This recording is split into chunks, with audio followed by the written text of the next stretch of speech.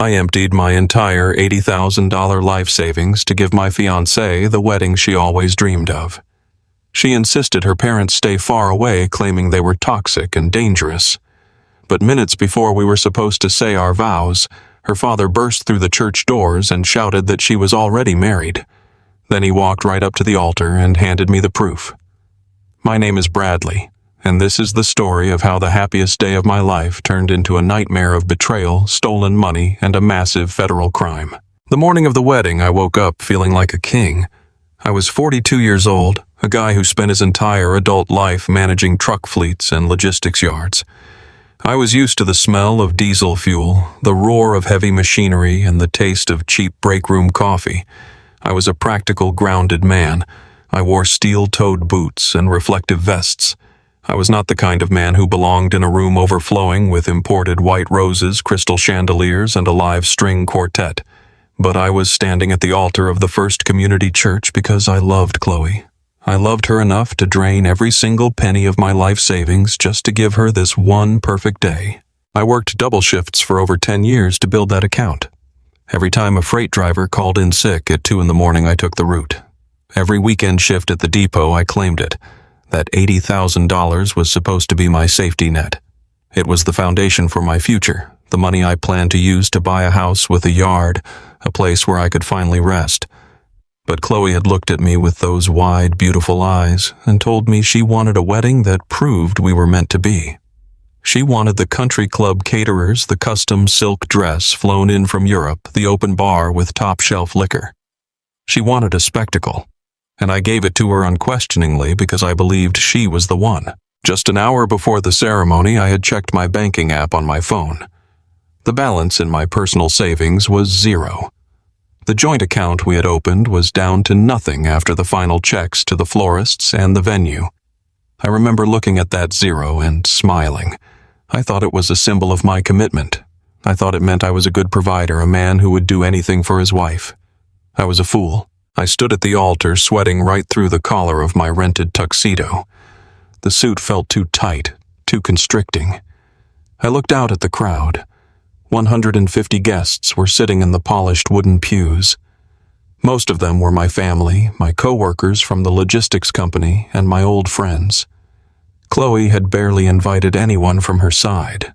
She told me her family was completely broken. She said her father, Richard Sterling, was a ruthless, abusive, and dangerous man who had disowned her years ago. She made me promise to hire private security, just in case he tried to ruin the day. The security guards were standing at the back doors right now, 2 large men in dark suits paid for by my hard-earned overtime money.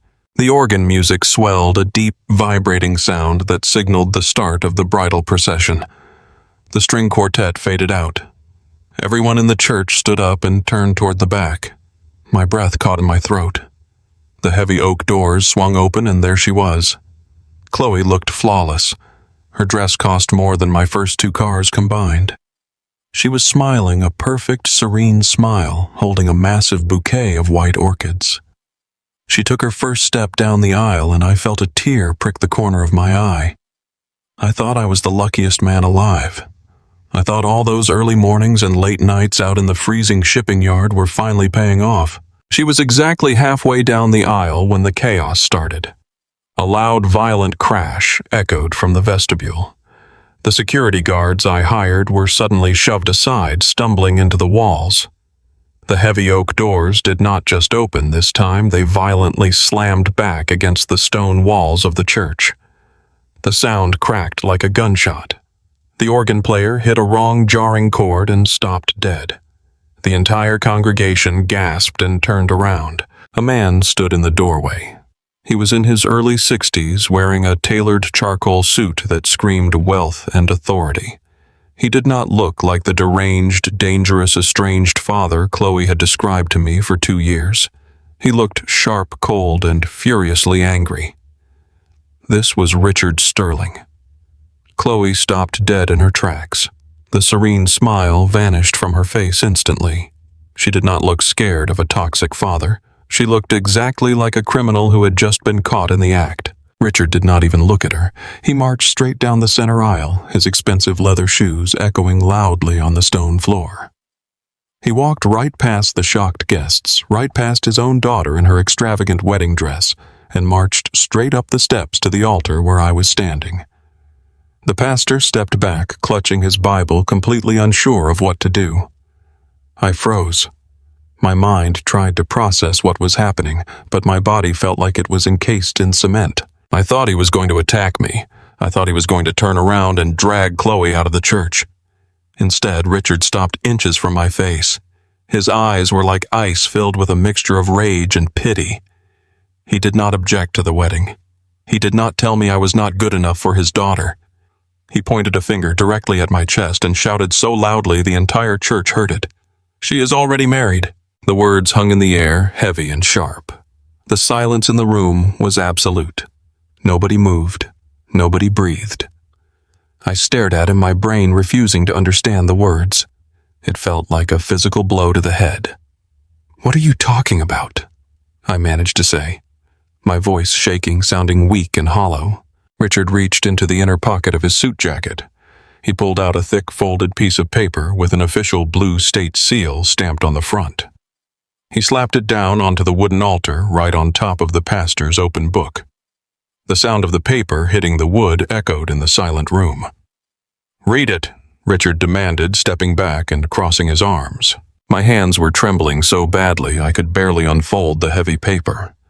I looked down at the document. It was a certified state marriage license. The ink was clear. The signatures were verified and notarized. I read the names printed in bold black letters: Chloe Sterling and Trent. The man she told me was just an old college friend. The man she sometimes texted late at night claiming she was asking for investment advice for our future. The man she occasionally met for coffee when she went out of town for business. They had been married for 4 years.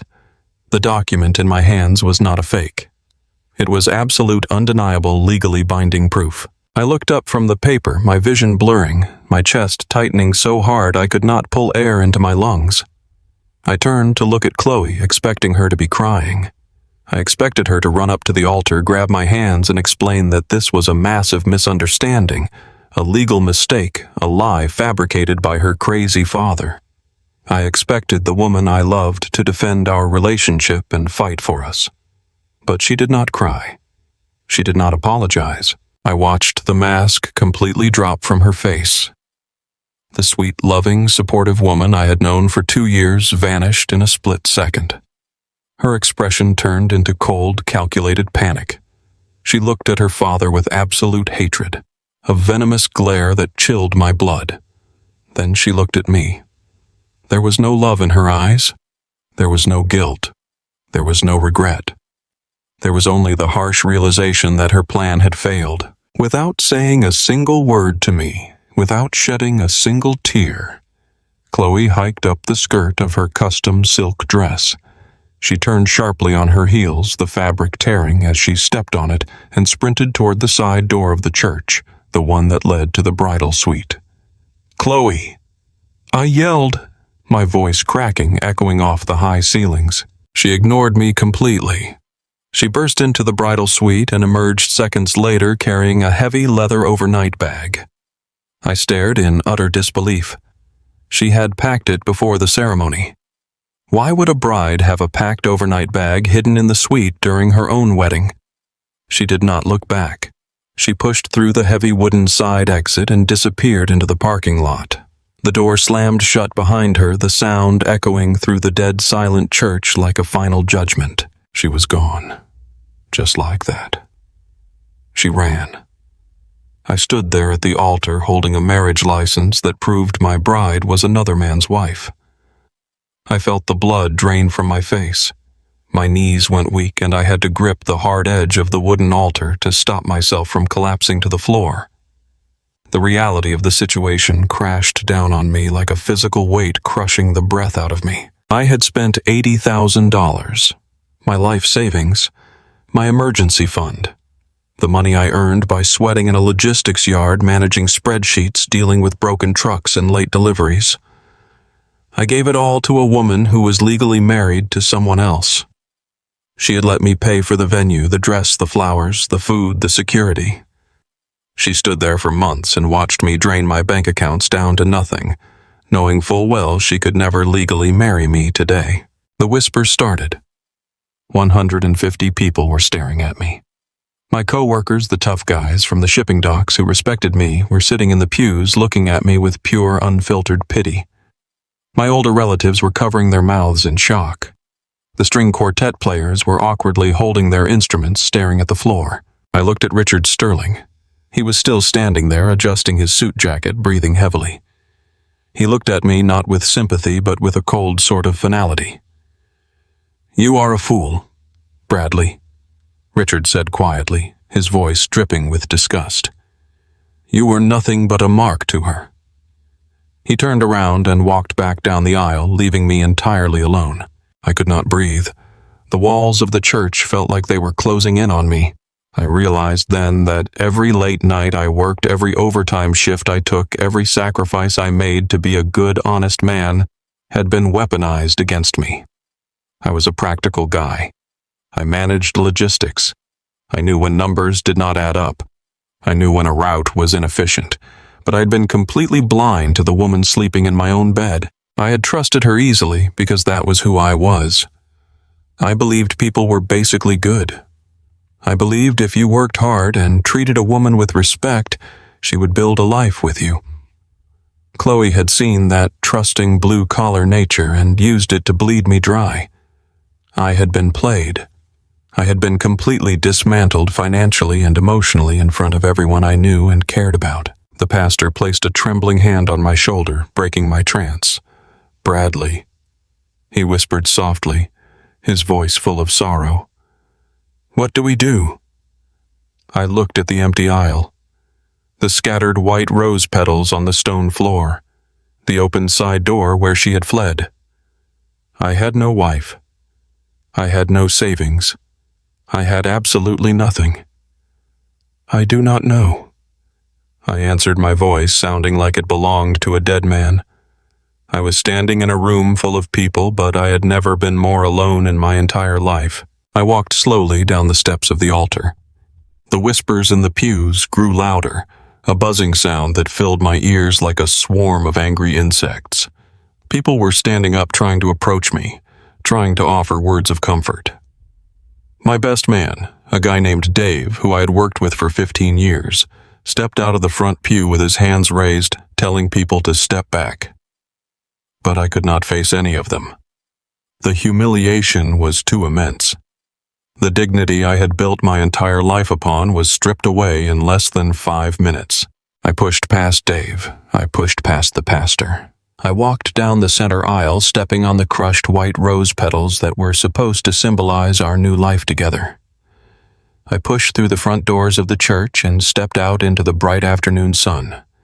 The heat hit me instantly, but I felt freezing cold inside. I looked out at the parking lot.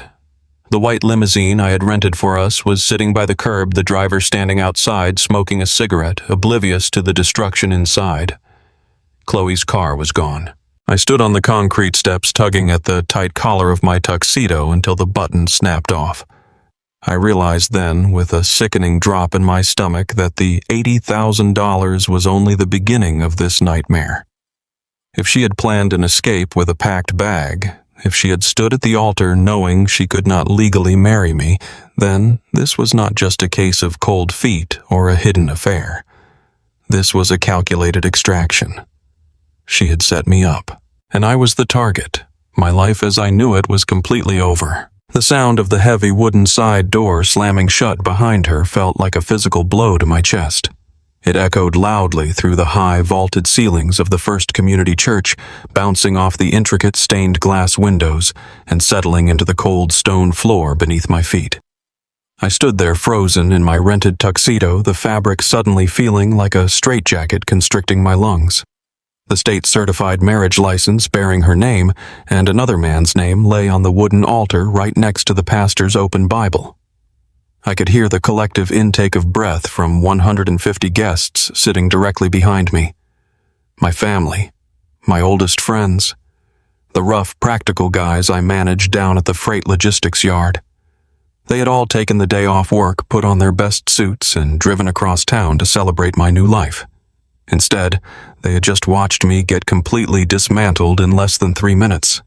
The silence stretched out, thick and suffocating, until it was finally broken by a low, furious buzzing sound as dozens of people started whispering all at once. The pastor shifted uncomfortably beside me. He was an older man, soft-spoken and genuinely kind, someone who had spent hours counseling Chloe and me on the virtues of honesty and commitment during our premarital sessions. Now his face was completely pale, drained of all color. He reached out and placed a trembling hand gently on my shoulder. "Bradley?"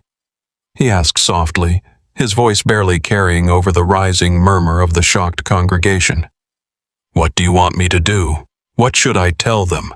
I stared blindly at the empty aisle where my bride had been standing just moments ago in her expensive imported silk dress. The white rose petals she had walked over were crushed and scattered across the stone tiles, looking like debris from a car crash. "Tell them the truth," I replied, my voice sounding hollow and flat, like it was coming from a stranger standing 10 feet away from me. "Tell them to go home. There is no wedding today." I turned away from him before he could offer any words of religious comfort or pity. I could not handle pity right now. I just needed to get out of that room before my legs gave out completely. Walking back down the center aisle was the longest journey of my entire 42 years of life. Every step felt like I was moving through deep water.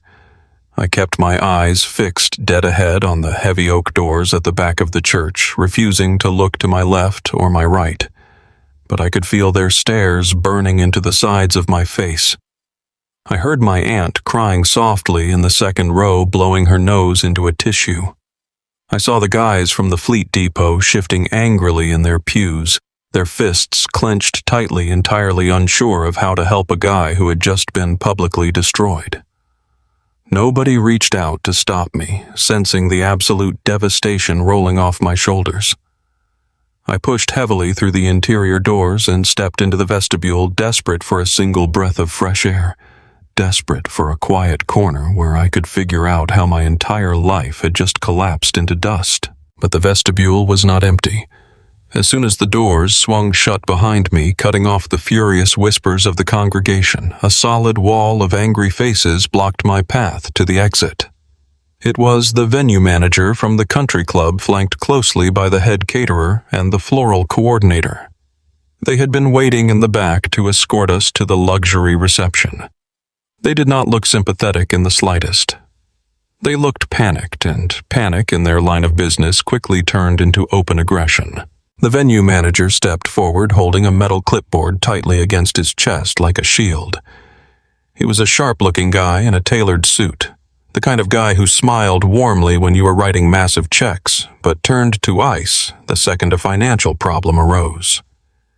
Mr. Morrison, the manager, said, his tone clipped and strictly business. "We saw what just happened in there. I am very sorry for your personal situation, but we have a massive logistical problem on our hands right now." I stared at him, my brain struggling to process his words through the thick fog of shock and adrenaline pumping through my veins. "The reception is canceled," I told him, my voice completely flat and devoid of emotion. "Go to the country club and tell your staff to pack up. My bride is already married to someone else." She just ran out the side door into the parking lot. I understand that the head caterer interrupted, stepping aggressively into my personal space. He was a large, imposing man, and he wiped his hands furiously on his white apron, his face flushed dark red with anger. "But we have 150 premium filet mignon and sea bass dinners currently sitting in warming ovens at the club. The open bar has been fully stocked with top-shelf liquor and staffed by professional bartenders since early this morning. We ordered custom imported ingredients from overseas exactly like your fiancé demanded we do. We fulfilled our end of the legally binding contract you signed with us. The event might be canceled on your end, but our specialized services were fully rendered. You owe us the final payment right now." A cold sweat broke out across my forehead, trailing slowly down the back of my neck. I knew the numbers. I had managed the budget spreadsheets for this wedding every single night for the last 6 months, treating it with the same brutal precision I used to manage freight delivery routes at the logistics company. But knowing the numbers and facing them empty-handed were two entirely different things. "How much is the remaining balance?" I asked, dreading the terrible answer before it even left his mouth. $15,000, the venue manager stated firmly, tapping his expensive pen against the metal clipboard. "That covers the remaining catering balance, the massive floral installations that cannot be reused or resold, the venue rental fee, and the premium staffing charges. We need a credit card on file to process this transaction immediately." I had to brace my hand against the cold stone wall of the vestibule to keep myself upright. $15,000.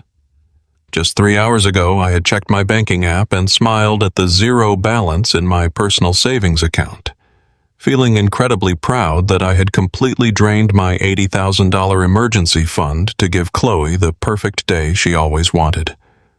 I did not have $15,000. I did not even have $1,500. I do not have it. I told them, the absolute humiliation burning the back of my throat like battery acid. I spent every single dime I had to pay the upfront deposits for this day. My accounts are completely empty right now. You will have to send me a bill." The manager shook his head, his expression hardening into pure contempt. "We do not invoice final payments for canceled events, Bradley. This is a massive financial loss for 3 separate local businesses. You signed the legal contract guaranteeing payment upon the commencement of the event date. If you cannot provide the funds right now, I will be forced to contact our corporate legal department on Monday morning. We will place a lien on your personal assets. We will garnish your management wages at the logistics company, and we will absolutely ruin your credit rating. I strongly suggest you call a family member and figure this out immediately." They stood there forming a barricade, demanding money I simply did not possess. The humiliation was absolute and complete. I was a practical man who prided himself on paying his debts on time, on being responsible and reliable for everyone around me. Now I was being threatened with wage garnishment in the lobby of a church while my ruined wedding party sat just on the other side of the wooden doors. "I have nothing to give you," I said, my voice rising with a desperate, ragged edge that I did not recognize. "You can sue me if you want, but you cannot squeeze blood from a stone." I shoved my way roughly past the caterer, ignoring his angry shout, and burst through the heavy front doors of the church out into the bright afternoon sunlight. I practically sprinted across the asphalt parking lot toward my beat-up Ford truck. It was the only thing I owned in the world that still felt familiar and safe. I yanked the driver's side door open and climbed inside, slamming the door shut with enough force to violently shake the entire frame. The cabin of the truck smelled like old coffee and diesel exhaust. It was a sharp, comforting contrast to the suffocating scent of the imported white roses inside the sanctuary. I ripped the rented tuxedo jacket off my shoulders, throwing it violently onto the passenger seat. I tore off the black bow tie and unbuttoned the stiff collar of the white shirt, gasping for air as if I had been submerged underwater for the last 20 minutes. My hands were shaking so violently I could barely fit the metal key into the ignition. I slammed my foot down on the gas pedal, steering the heavy truck toward the upscale apartment complex we shared on the west side of town. The drive was a total blur of flashing red stoplights and blaring car horns from drivers I recklessly cut off. I had to know if this was just a secret marriage she was desperately trying to hide, or if the deception went much deeper into our shared life. I pulled into our designated parking spot, ignoring how crooked the truck was sitting across the white lines, and killed the engine. The building was painfully quiet, bathed in the warm, mocking afternoon sun. I took the exterior stairs 2 at a time, my heavy work boots pounding loudly against the concrete steps, echoing through the breezeway. When I reached the 3rd floor landing, I pulled my keys out of my pocket, my hands shaking so badly the metal jingled together. But as I approached our front door, my stomach completely dropped out from under me. The door was unlocked. It was cracked open about 2 inches, resting slightly ajar against the metal doorframe. The lock had not been forced or broken. Someone had used a key and simply left in a massive hurry without pulling it shut. A fresh wave of terror hit me directly in the chest. I pushed the door open and stepped cautiously into the entryway, calling out her name. "Chloe, are you here?" Absolute silence answered me. I walked slowly into the living room and stopped dead in my tracks. The apartment looked like it had been hit by a tornado. It was completely gutted. Every single thing that belonged to her was gone, but the destruction went far beyond her personal items. The expensive flat-screen television we bought together was missing from the wall mount, leaving behind 4 empty screw holes in the drywall. The leather armchair I bought for my reading corner was gone. The bookshelves were half empty, wiped completely clean of her novels and our framed photographs. She had not just packed a single overnight bag at the church. She had been quietly and systematically moving her life out of this apartment for days, right under my nose, smiling at me across the dinner table the entire time. I stumbled down the short hallway into our master bedroom. Her closet doors were wide open and completely bare. All her custom dresses, her expensive shoes, her winter coats, entirely gone.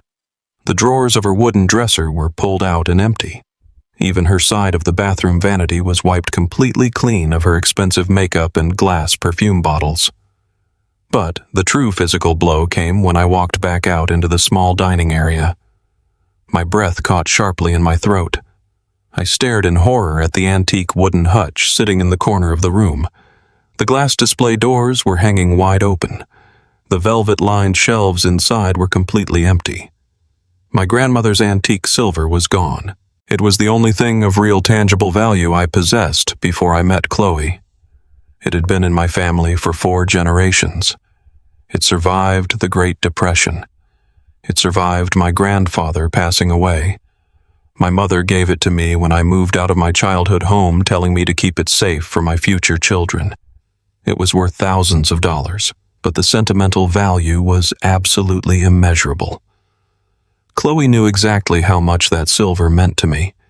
She knew the entire long history of those pieces. She knew I polished them by hand every single holiday. And she stole them anyway. She took my family legacy just to squeeze a few extra $1,000s out of her criminal escape plan. I dropped heavily to my knees on the hardwood floor. The physical pain in my chest was so sharp I honestly thought my heart was failing. She took the silver. She took the electronics. She took everything she could easily carry to pawn or sell for quick untraceable cash. My logistics background suddenly kicked into overdrive, the analytical part of my brain that tracked missing freight and managed corporate budgets at the shipping yard. I pulled my phone out of my pocket with trembling, sweaty hands. I opened my mobile banking app. I already knew my personal savings account was at 0, but we had a joint checking account. That was the account where we pooled our money for monthly rent, utilities, car insurance, and a final emergency fund of about $5,000 that I had insisted we maintain just in case something went wrong with the wedding vendors. The banking app loaded agonizingly slowly. The little spinning circle on the bright screen felt like it was actively mocking my desperation. Finally, the account dashboard popped up on the screen. Joint checking account balance, $12.43. I stared at the glowing screen until the numbers blurred into a gray smudge. $12.43. She had completely cleaned it out. I clicked on the recent transaction history with a numb finger. There it was, sitting right at the very top of the digital ledger. A massive wire transfer initiated yesterday afternoon, moving $4,980 to an external offshore account I did not recognize. She did it while I was at work, while I was managing shipping routes and dreaming about building a future with her. She was draining the very last drops of my financial stability into a shadow account. I let the phone slip from my numb fingers. It clattered against the hardwood floor, the screen staying bright in the empty, silent room. I was 42 years old. I had worked exhausting management shifts and heavy manual labor for over 20 years. I had played by every single rule society gave me. I had paid my taxes. I had treated people with honest respect. I had loved a woman with everything I had to give in my heart. And my ultimate reward was this. Sitting on the floor of a gutted apartment in a half-unbuttoned rented tuxedo entirely alone. I had no wife. I had no life savings.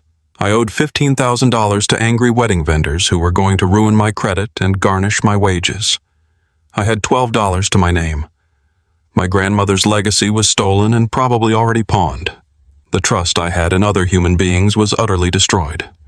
My dignity had been stripped away in front of every person I cared about. I curled forward, pressing my forehead against the cold wooden floor, robbed of my money, my fiancée, and my dignity, waiting for a wake-up call that I knew was never going to come. Monday morning arrived with the brutal, unforgiving sound of my alarm clock blaring at 4:30. I had spent the entire weekend pacing the worn hardwood floors of my gutted apartment, surviving on nothing but tap water and sheer nervous adrenaline. The initial shock of the ruined wedding had finally burned off, leaving behind a cold and hard sense of pure survival. I was a highly practical man. I did not have the luxury of breaking down or feeling sorry for myself.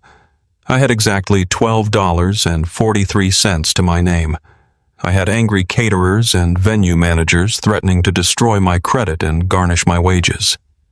The only way out of a financial hole this incredibly deep was to grab a shovel and start digging. I put on my heavy steel-toed work boots, zipped up my high-visibility reflective jacket, and drove my Ford truck directly to the commercial logistics yard. My plan was simple and direct. I was going to march into the main dispatch office, claim every single available overtime shift volunteer for the longest interstate delivery routes, and work 100 hours a week until I could finally breathe again. The shipping yard was loud and chaotic, exactly the way I always liked it. The strong smell of burning diesel fuel and wet asphalt usually grounded my thoughts. For the last 10 years, this massive industrial place had been my ultimate sanctuary. I knew every single freight driver by their first name. I knew the mechanical maintenance schedule of every heavy truck in the entire fleet. I walked through the towering chain-link gates feeling a tiny sliver of genuine hope. Hard labor had never once betrayed me. Hard work was the one singular thing in my life that always made total sense. But as soon as I swiped my plastic employee badge at the electronic time clock, the security light flashed a bright warning red. The digital screen displayed a bold message instructing me to report directly to the regional manager's office. My boss was a man named Stan. We had worked together closely for a solid decade. We had shared beers at summer barbecues and covered for each other during massive winter storms. He was a tough, fair guy who respected my relentless work ethic. But when I walked into his office that morning, Stan was not smiling. He was sitting behind his heavy metal desk, his hands clasped tightly together. Sitting right next to him was a woman wearing a sharp gray suit from the Corporate Human Resources Department. The air in the small room felt incredibly heavy and suffocating. "Bradley, close the door and take a seat," Stan said, his voice flat and completely devoid of its usual warmth. I sat down in the uncomfortable plastic chair opposite his desk. I naturally assumed this meeting was about the ruined wedding. Gossip spreads incredibly fast in a logistics yard, and plenty of the freight drivers had been sitting in the church pews on Saturday afternoon. I figured Stan was going to offer his professional condolences, or maybe suggest I take a few days off to clear my head. "I am ready to work, Stan," I said, immediately leaning forward and resting my hands on my knees.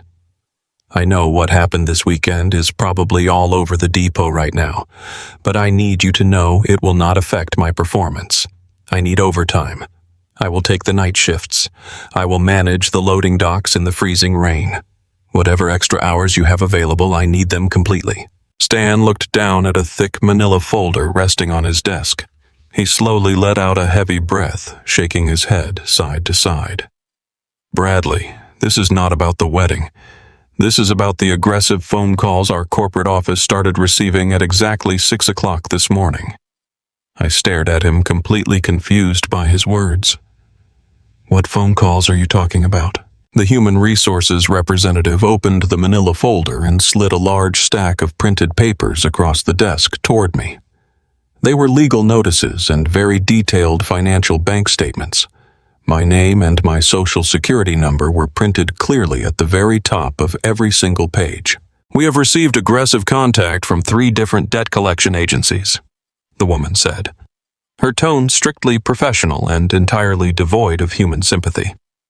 "They are preparing to file immediate wage garnishment orders against your salary. According to these legal notices, you are currently in severe default on $150,000 in high-interest personal loans." The words did not make any logical sense. The room started to spin rapidly. I looked down at the papers scattered across the metal desk. There were loan applications from commercial banks I had never visited in my entire life. There were massive lines of credit opened online. Every single document bore a signature that looked exactly like mine, but I knew for a fact that I had never signed them. "This is a terrible mistake," I stammered, my heart slamming violently against my ribs. "I do not have any personal loans. I had an $80,000 savings account until last week. I pay my credit cards in full every single month. My credit score is absolutely spotless. You can check it right now." Stan leaned forward, his expression hardening into stone. "Not anymore, Bradley. These massive loans were processed and approved. They were taken out over the course of the last 8 months. The funds were immediately transferred to untraceable offshore accounts. The collection agencies have all the documentation they need. They have exact copies of your driver's license. They have your clean social security number. They have digitally verified signatures attached to your home internet address." The crushing realization hit me so hard I felt physically sick to my stomach. Chloe. She had not just drained our joint checking account on the day of the wedding. She had not just stolen my grandmother's antique silver or my life savings. She had spent the last 8 months living in my home, sleeping right there in my bed, and quietly stealing my entire identity. She used my perfect credit history to take out massive high-risk loans. She forged my signature on digital documents while I was exhausted from working double shifts at the yard. She had deliberately saddled me with a mountain of financial debt that I could never possibly repay in a single lifetime. "Stan, you know me?" I pleaded, my voice rising in absolute desperation. "You have known me for 10 years. I am a victim of terrible identity theft. My fiancée set me up. She took the stolen money and simply ran away. I can go to the police right now. I can get this completely cleared up. I just need a little bit of time to fight this." The human resources woman cut me off sharply. "Mr. Morrison, whether you are a victim of a crime or not is a matter for the legal authorities. Our primary concern is the financial security of this company. You are the senior fleet manager. You have direct administrative access to corporate budgets, massive fuel accounts, and internal vendor payment systems." I stared at her, the blood draining completely from my face. "You think I would actually steal from the company?" Stan finally looked me in the eye, and the deep pity I saw there was completely devastating. "Bradley, you are compromised. You are sitting on $150,000 of unsecured debt. You are being hunted by aggressive collection agencies who are calling our corporate switchboard. From a strict compliance standpoint, you are an absolute financial liability. We cannot allow an employee in your current financial situation to have unrestricted access to company funds. It is a strict violation of our security protocols." I felt the air get completely sucked out of the small room. I had given this company my absolute best years. I had worked through all major holidays. I covered shifts for sick drivers and treated the business like it was my own family. Now, because of a woman I had trusted too much, I was being treated exactly like a desperate criminal. "I need this job, Stan," I whispered, abandoning every last shred of my personal pride. "Please, I have absolutely nothing left. If I lose this steady paycheck, I am completely dead in the water. Put me back on the loading dock. Let me drive a freight truck. Demote me today. Just do not take my only source of income away from me." "I am incredibly sorry," Bradley Stan said very quietly, refusing to meet my gaze again. He closed the folder slowly. "But my hands are tied by strict corporate policy. Effective immediately, you are suspended without pay pending a full internal investigation. We need you to surrender your security badge, your company keys, and your radio." I sat there in stunned silence as the human resources representative slid a plastic bin across the desk. My hands shook uncontrollably as I unclipped the security badge from my leather belt. I placed it gently into the bin. I handed over the metal keys to the main dispatch office. I surrendered the two-way radio I had used for years to guide drivers safely home through terrible storms. In less than 10 minutes, my sanctuary was entirely taken away from me. The walk back to my truck was an agonizing experience. 2 corporate security guards flanked me the entire way, marching me across the asphalt yard in front of all my coworkers. The men I had managed just last week stopped what they were doing to watch me get escorted off the property. Nobody said a single word. The heavy chain link gates rolled shut behind me with a loud final clang. I climbed inside my truck and gripped the steering wheel until my knuckles turned bright white. The panic was no longer a cold feeling. It was a blazing fire burning deep inside my chest. I owed $150,000 to relentless debt collectors. I owed $15,000 to the angry wedding vendors. I had no job, I had no income, I was completely radioactive. I started the engine and drove blindly through the busy city streets. My mind scrambled for any possible solution. I needed to call my landlord. I needed to explain the situation and beg for absolute mercy on the rent.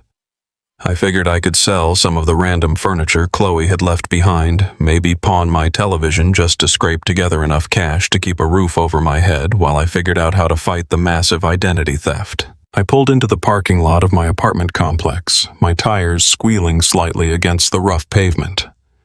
I ran up the 3 flights of concrete stairs, my breathing heavy and ragged, but as I rounded the corner to my landing, I stopped dead in my tracks. There was a bright orange piece of paper taped there. It was taped to the exact center of my front door. My stomach dropped into a bottomless pit. I walked slowly down the hallway, every step feeling much heavier than the last. I peeled the thick orange paper off the wood and read the bold black letters printed at the very top. Official notice of eviction and property seizure. I read the legal text below it, my eyes darting frantically across the printed page. The notice stated that the tenants of this unit were exactly 4 months behind on rent payments. The total accumulated financial debt, including late fees and legal penalties, was over $8,000. The locks had been legally changed by the property management company at 9 o'clock this morning. All remaining property inside the unit was now considered legally forfeit. 4 months. We had lived here for 2 years, and I had always given Chloe my half of the rent money in cash on the first day of every single month. She handled the bills. She always walked down to the leasing office to deliver the checks, or at least she told me she did. She had pocketed everything. She had kept the rent money for 4 entire months to pad her massive escape fund. But how had I not known? How had the landlord not called me or sent warning letters directly to me? I looked down at the small metal mailbox mounted next to the door. The lock on the mailbox was broken. The metal tab was bent outward. Chloe had been actively intercepting the mail. She had been destroying the warning letters, the late notices, and the court summons before I ever got home from the logistics yard. She engineered my total financial destruction perfectly, making absolutely sure I would be completely blindsided when the final hammer fell. I grabbed the cold brass doorknob and twisted it violently. It was locked, completely solid. I pounded my fist against the heavy wood, the sound echoing loudly down the empty painted hallway. I shouted in pure frustration, the anger finally boiling over the edge of my control. Everything was gone. My safe place, my home, my shelter. I was completely locked out of my own life. A door opened down the hall, and an elderly neighbor peeked her head out, looking at me with nervous, fearful eyes. I lowered my fist, the deep shame washing over me like a freezing tidal wave.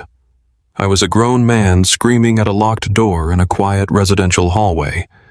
I turned around and walked slowly back down the concrete stairs, the bright orange eviction notice crumpled tightly in my fist. I reached my Ford truck and opened the heavy driver's side door. I climbed inside and slammed it shut, sealing myself inside the cramped metal cabin. The afternoon sun was beginning to dip below the horizon, casting long, dark shadows across the cracked asphalt parking lot. The temperature was dropping incredibly fast. I looked around the tight interior of my vehicle. This was it. This was the absolute sum total of my 42 years on this earth. A beat-up pickup truck with worn-out fabric seats, a quarter tank of diesel gas, and $12 in a frozen checking account. I reached into the passenger seat and pulled the single cardboard box Chloe had left behind toward me. It was filled with random junk she did not care enough to steal. Old charging cables, loose paperwork, and cheap decorative trinkets from the living room. I leaned my seat back as far as the mechanical lever would allow it to go. The cold faux leather cracked loudly against my stiff spine. I pulled my high-visibility work jacket tightly around my chest, shivering uncontrollably as the freezing night air began to seep steadily through the thin glass windows. I stared up at the fabric ceiling of the truck, the utter silence of the night ringing loudly in my ears. The survival threat was real, and it was absolute. I was officially homeless, penniless, and hunted by creditors. I closed my heavy eyes, forced to sleep in my freezing truck, praying the morning would not bring another massive disaster. The temperature inside the cabin of my Ford truck dropped below freezing sometime around 3 in the morning. I woke up shivering violently with my knees pulled tightly against my chest. The thin fabric of my high-visibility work jacket offered absolutely no protection against the bitter chill radiating through the metal doors. The freezing air bit into my cheeks, making my skin feel completely raw. I rubbed my hands together furiously, trying to generate just a tiny amount of friction and heat, but my fingers remained stiff and unresponsive. My breath formed thick white clouds in the dark interior. I was a senior fleet manager. I was a man who had built a solid and respectable life through decades of relentless hard work. Now I was sleeping in a parking lot just 50 feet away from an apartment I was legally barred from entering. The bright orange eviction notice was probably still taped to the front door. I sat up slowly and rubbed my numb hands together again. My spine ached from the awkward angle of the worn driver's seat. I looked out the frost-covered windshield at the empty suburban street. The sun was just beginning to rise, casting a pale gray light over the asphalt. My stomach cramped with a sharp and painful hunger. I had not eaten a single thing since the morning of the ruined wedding. I pulled my phone out of my pocket. The battery was sitting at 9%. I opened my banking app one more time, just praying for a miracle. The screen loaded and displayed the exact same numbers, $12.43. My entire $80,000 life savings was gone. My emergency fund was completely wiped out. I had zero access to credit because Chloe had already maxed out $150,000 in fraudulent loans using my social security number. I was completely trapped. I reached forward and turned the key in the ignition. The heavy diesel engine sputtered and coughed before finally roaring to life. The fuel gauge needle barely moved above the empty line. The bright yellow warning light illuminated on the dashboard, telling me I had less than 20 miles of driving range left. I needed gas.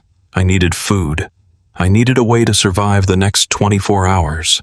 I turned the heater on full blast and aimed the vents directly at my frozen face. As the cabin slowly started to warm up, I leaned over and pulled the small cardboard box from the passenger seat onto my lap. It was the only thing Chloe had left behind when she systematically gutted our apartment. I stared down into the box. It was filled with random garbage she deemed entirely worthless. There were tangled phone charging cables and a few old takeout menus. There was a broken plastic picture frame, and sitting right at the very bottom was a small wooden jewelry box. I recognized it immediately. My chest tightened with a fresh wave of anger. I reached into the cardboard box and pulled the wooden case out. I flipped the lid open. Resting on a bed of cheap velvet was the pocket watch Chloe had given me at our rehearsal dinner. I took the watch out and held it in my palm. It was an incredibly gaudy and heavy piece of metal. It was painted a bright artificial gold color that looked completely ridiculous. The front cover was engraved with a tacky floral pattern. I hated this watch from the second she handed it to me. I was a practical blue-collar guy. I wore a durable digital watch that could withstand grease and heavy impacts at the shipping yard. I had absolutely no use for a fake gold pocket watch.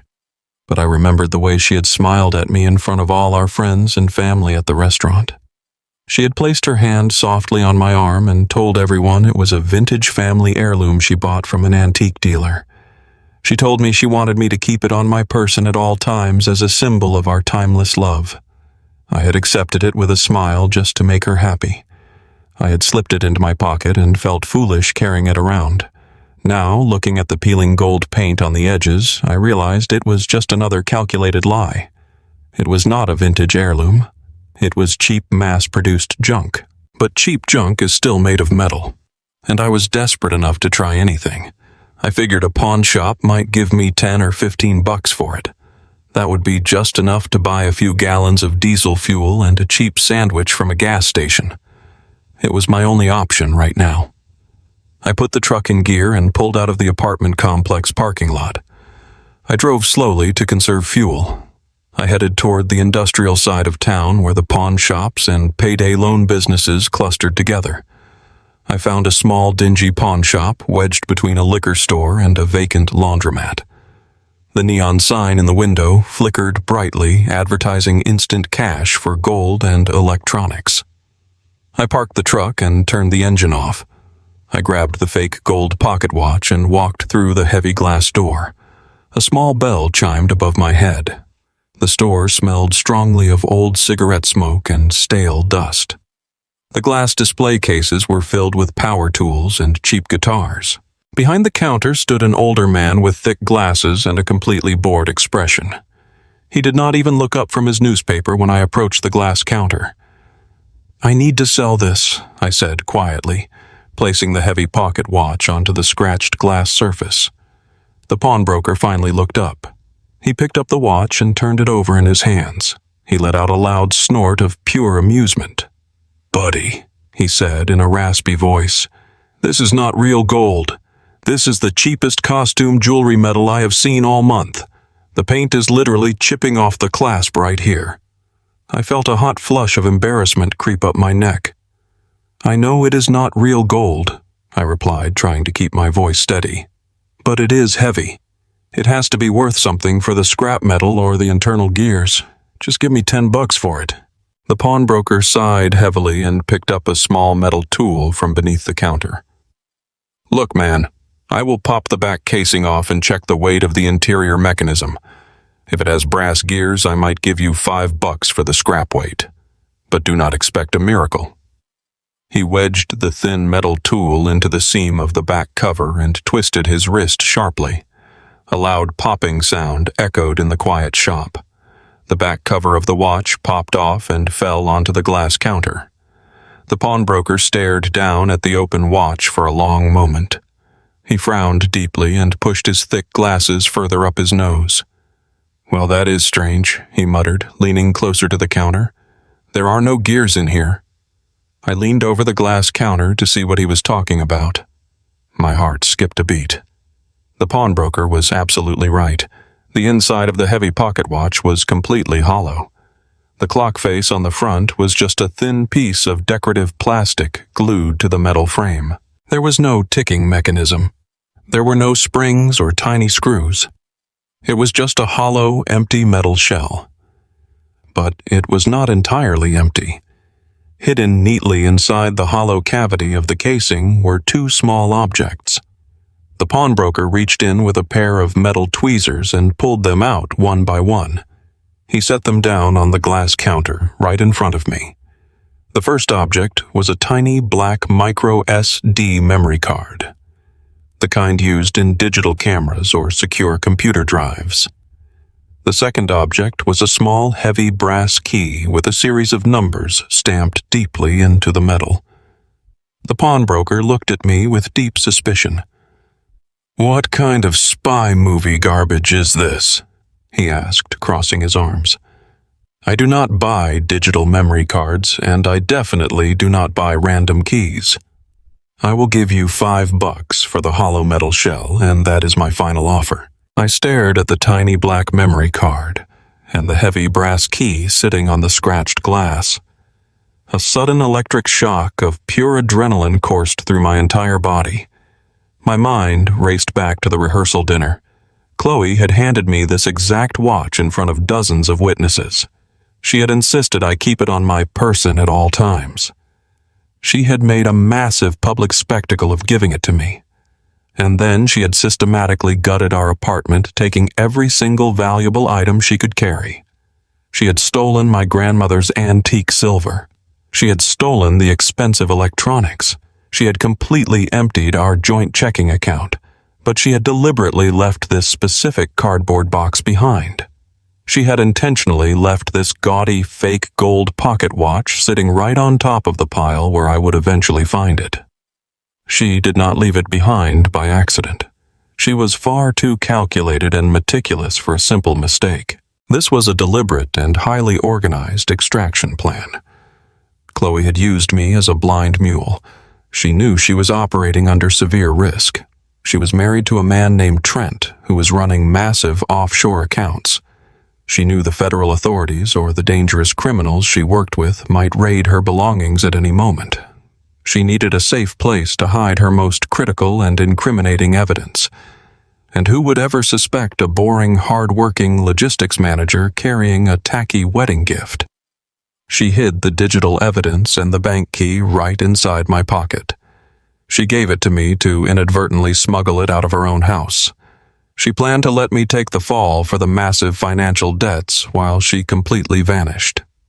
Then she probably intended to retrieve this watch from me later once the dust settled. I reached out and snatched the memory card and the brass key off the glass counter. I grabbed the hollow metal watch shell and shoved everything deep into my jacket pocket. "I do not want to sell it," I told the confused pawnbroker. I turned around and sprinted out the front door of the shop. The little bell chimed frantically behind me. I climbed back into the freezing cabin of my truck and locked the doors. My hands were shaking uncontrollably as I looked at the brass key. It had a specific bank branch number stamped on the head. The black memory card was smaller than my fingernail, but it felt heavier than a boulder. The initial paralyzing shock of the ruined wedding was completely gone now. The crushing despair of being evicted and fired was instantly replaced by a burning, desperate need for the truth. Chloe thought I was just a naive fool she could easily manipulate and destroy. She thought I would simply roll over and accept my miserable fate. But she had made one massive fatal mistake. She had left the exact blueprint of her entire criminal operation right in the palm of my hand. I jammed the key into the truck ignition and slammed my foot on the gas pedal. I did not care about the empty fuel tank anymore.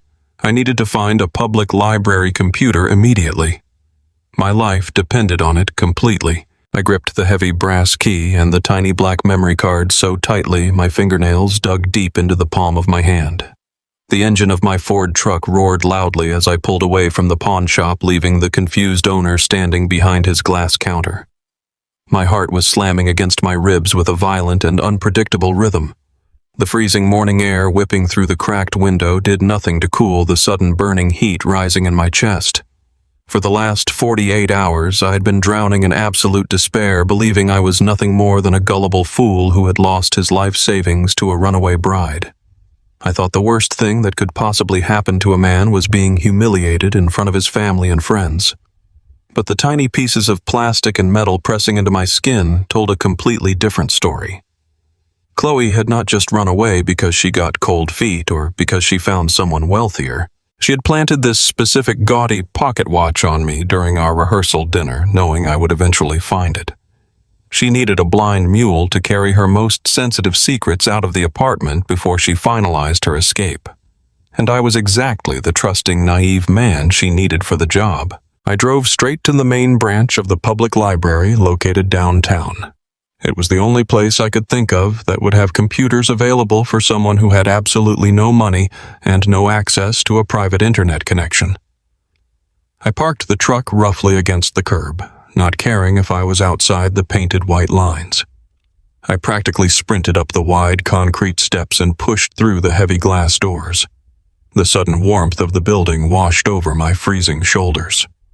The library was incredibly quiet, smelling faintly of old paper and floor wax. A few elderly people were reading newspapers at the wooden tables, and a tired-looking librarian was organizing a stack of returned books near the front desk. I kept my head down, pulling my high-visibility work jacket tightly around my chest to hide the fact that I had slept in my truck. I walked quickly past the rows of tall bookshelves until I reached the public computer terminals tucked away in the far back corner. I sat down at an empty desk and woke up the sleeping computer monitor. My hands were shaking so badly I could barely hold the tiny micro-memory card. I fumbled with the plastic edge for several agonizing seconds before finally sliding it into the open port on the side of the machine. A small digital window popped up on the center of the screen, indicating that an external drive had been detected. I moved the mouse and clicked on the icon. My stomach dropped completely out from under me. I was expecting to see a list of files or maybe a few folders filled with financial documents. Instead, the screen went entirely black. A small gray box appeared directly in the middle of the dark screen, demanding a security password. The drive was heavily encrypted. Panic flared hot and bright in the back of my throat. I stared at the blinking cursor in the password box, feeling like I had just slammed face first into a solid brick wall. I was so incredibly close to the truth, but I was completely locked out. I leaned forward, resting my elbows on the desk, and buried my face in my hands. I tried to force my exhausted brain to think logically. Chloe was a meticulous and highly calculating woman. She never left anything to random chance. If she encrypted her most vital criminal evidence, she would use a password she could easily remember, but one that no one else would ever guess. I typed in her birth date and hit the enter key. The screen flashed red, indicating an incorrect attempt. I typed in the address of the apartment we shared. Another red flash. I tried her mother's maiden name, her high school mascot, and the model of her first car. Every single attempt was instantly rejected by the cold digital system. I leaned back in the plastic chair, feeling the heavy weight of exhaustion dragging me down. I closed my eyes and pictured Chloe during the last few months of our relationship. I thought about the wedding planning process. She had been absolutely obsessed with every single detail of the ceremony. She controlled the flowers, the food, the music, and the invitations with an iron grip. But there was one specific thing she had forced me to say over and over again. It was a phrase she wanted engraved on the inside of my wedding band. She claimed it was a romantic promise, but she had made me repeat it so many times it almost felt like a strange verbal contract. I opened my eyes and looked at the keyboard. I slowly typed out the words she had chosen for the inside of the ring. To have and to hold forever. I took a deep breath, held it in my lungs, and pressed the enter key. The dark screen froze for a split second. Then the gray password box completely vanished. A brand new window opened up, filling the entire monitor with dozens of meticulously organized digital folders. I let out a long, trembling breath, leaning closer to the screen. The encrypted wall was down. I had just walked right into the central nervous system of her entire operation. I double-clicked on the very first folder, labeled simply as Financial Transfers. A massive list of scanned bank receipts and wire transfer confirmations populated the screen. I scrolled down the endless columns of numbers, feeling a sickening sense of vertigo. There were transfers for $50,000. $100,000. $500,000. The money was constantly moving across borders, skipping from regional American banks to massive corporate accounts in the Cayman Islands and Switzerland. I recognized some of the initial funding sources. They were the fraudulent personal loans Chloe had taken out using my clean Social Security number and my forged signatures. But the loan money was just a tiny drop in a massive ocean of cash. The total amount of money moving through these hidden digital channels was staggering. It was not just thousands of dollars, it was millions. I backed out of the financial folder and clicked on a directory labeled Legal Structure. Inside were hundreds of pages of complex corporate shell documents. I opened a PDF file titled Executive Summary and started reading the dense legal text. My logistics background allowed me to understand complex contracts and supply chain documents. But this was entirely different. This was a highly sophisticated web of fake companies designed specifically to hide massive amounts of wealth. And sitting right at the absolute center of this massive web was a name I unfortunately recognized. Trent. The man listed on the certified state marriage license. The man Chloe was already legally married to while she stood at the altar wearing a custom silk dress paid for with my life savings. I opened another folder labeled news clippings and federal notices. The pieces of the puzzle suddenly slammed together with terrifying clarity. Trent was not just some old college friend she secretly married. According to the saved articles and federal indictment documents, Trent was a disgraced hedge fund manager from Chicago. 2 years ago, his massive investment firm had completely collapsed under the weight of a federal investigation. The Securities and Exchange Commission and the FBI had accused him of orchestrating a massive embezzlement scheme defrauding his wealthy investors out of $30 million. But by the time the federal agents raided his corporate offices, the money was completely gone. Trent had systematically drained the accounts and hidden the $30 million in a complex maze of untraceable offshore trusts. The government had frozen all of his known assets, his bank accounts, his houses, and his cars. Trent was completely radioactive. He could not touch a single dime of that stolen $30 million without alerting the federal authorities and going straight to federal prison for the rest of his natural life. He needed a way to clean the money. He needed a way to quietly funnel the stolen millions back into the United States without the government ever knowing it belonged to him. But because he was under constant federal surveillance, he could not do it himself. And he could not use Chloe either because she was his legal wife, and her finances were actively being monitored by the same federal investigators. They needed a third party. They needed a completely unrelated citizen with no criminal record, no ties to the financial sector, and a spotless credit history. They needed someone who worked a boring blue-collar job, someone who paid their taxes on time, and someone who trusted people far too easily. They needed me. I clicked open the final document in the folder. It was a massive 60-page legal contract establishing a primary holding company called Apex Logistics Solutions. The name of the company was a cruel mockery of my actual profession. I scrolled rapidly through the pages, my eyes scanning the dense paragraphs for any recognizable information. When I reached the final signature page, my heart completely stopped. My name was printed boldly at the bottom of the document. Bradley Morrison, sole legal beneficiary and chief executive officer. Right next to my printed name was a perfect forgery of my signature. The absolute horror of the situation washed over me like a freezing tidal wave. I pushed my chair back from the desk, gasping for air as if the library was suddenly running out of oxygen. This was never about stealing my $80,000 life savings. My money was nothing to them. It was just petty cash used to fund the extravagant wedding and keep up appearances while they finalized their massive trap. Chloe had spent 2 entire years grooming me. She had moved into my apartment, slept in my bed, and kissed me every single morning, all while meticulously building a $30 million offshore trust entirely in my name. I stared at the screen, putting the final pieces of their sick plan together. If the wedding had actually gone through on Saturday afternoon, I would have legally become Chloe's husband. Under community property laws, she would have slowly and quietly gained legal access to the holding company I unknowingly owned. She would have used my clean identity to slowly funnel the $30 million of embezzled money back into the country. Once the money was completely clean and safely secured in domestic accounts, she would have filed for a sudden divorce.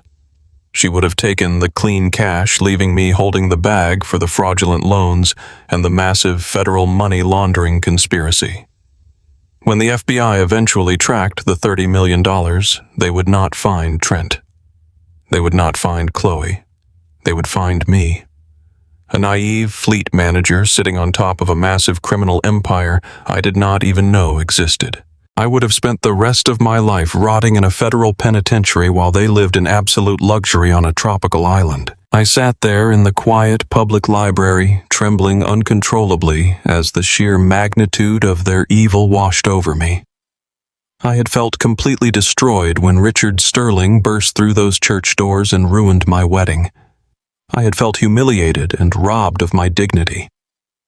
But sitting here looking at this digital evidence, I realized something completely profound. Richard Sterling did not ruin my life. He actually saved it. By interrupting the ceremony and proving Chloe was already married, he prevented the final legal knot from being tied. Because the marriage never legally happened, the entire offshore structure they built was now trapped in a strange legal limbo. I looked down at the heavy brass key resting on the desk next to the computer mouse. It had a specific bank branch number stamped into the metal. The digital files on this memory card were just copies. They were the blueprints of the crime. But the actual wet ink documents, the legally binding corporate papers that proved I was the sole owner of the holding company, had to be locked inside a physical safety deposit box. That was what the brass key was for. Chloe had given me the key inside the fake pocket watch because she was terrified the feds might raid her apartment before the wedding. She needed me to carry the evidence right out the front door so she could retrieve it from me later when she felt safe. A slow-burning anger started to replace the paralyzing fear in my chest. They thought I was just a stupid blue-collar worker who would simply accept his ruined life and crawl into a dark hole to hide from the debt collectors. They assumed I would never figure out the password to the encrypted drive. They severely underestimated my ability to survive. I reached forward and ejected the micro-memory card from the computer. I slipped it safely into my pocket right next to the brass bank key. I closed out the browser and wiped down the keyboard, leaving no trace that I had ever been there. I walked out of the library and stepped back into the freezing afternoon air. The survival threat was still incredibly real, but the rules of the game had completely changed. I was no longer a victim blindly running from a broken heart. I was a man holding the keys to a $30 million federal crime. I climbed back into the freezing cabin of my Ford truck and locked the doors. My hands were no longer shaking. The adrenaline pumping through my veins had completely burned away the exhaustion and the hunger. I pulled the brass key out of my pocket and traced the stamped numbers with my thumb. This key was my only way out of the massive hole Chloe had dug for me. It was the only tangible piece of leverage I had against a group of highly organized corporate criminals who had absolutely no moral compass. I started the engine and watched the fuel gauge needle hover dangerously below the empty line. I did not care. I threw the truck into drive and pulled away from the library, steering the heavy vehicle toward the financial district on the other side of the city. I was going to find that safety deposit box. I was going to secure the original documents proving they forged my signature. And then I was going to burn their entire $30 million empire straight to the ground.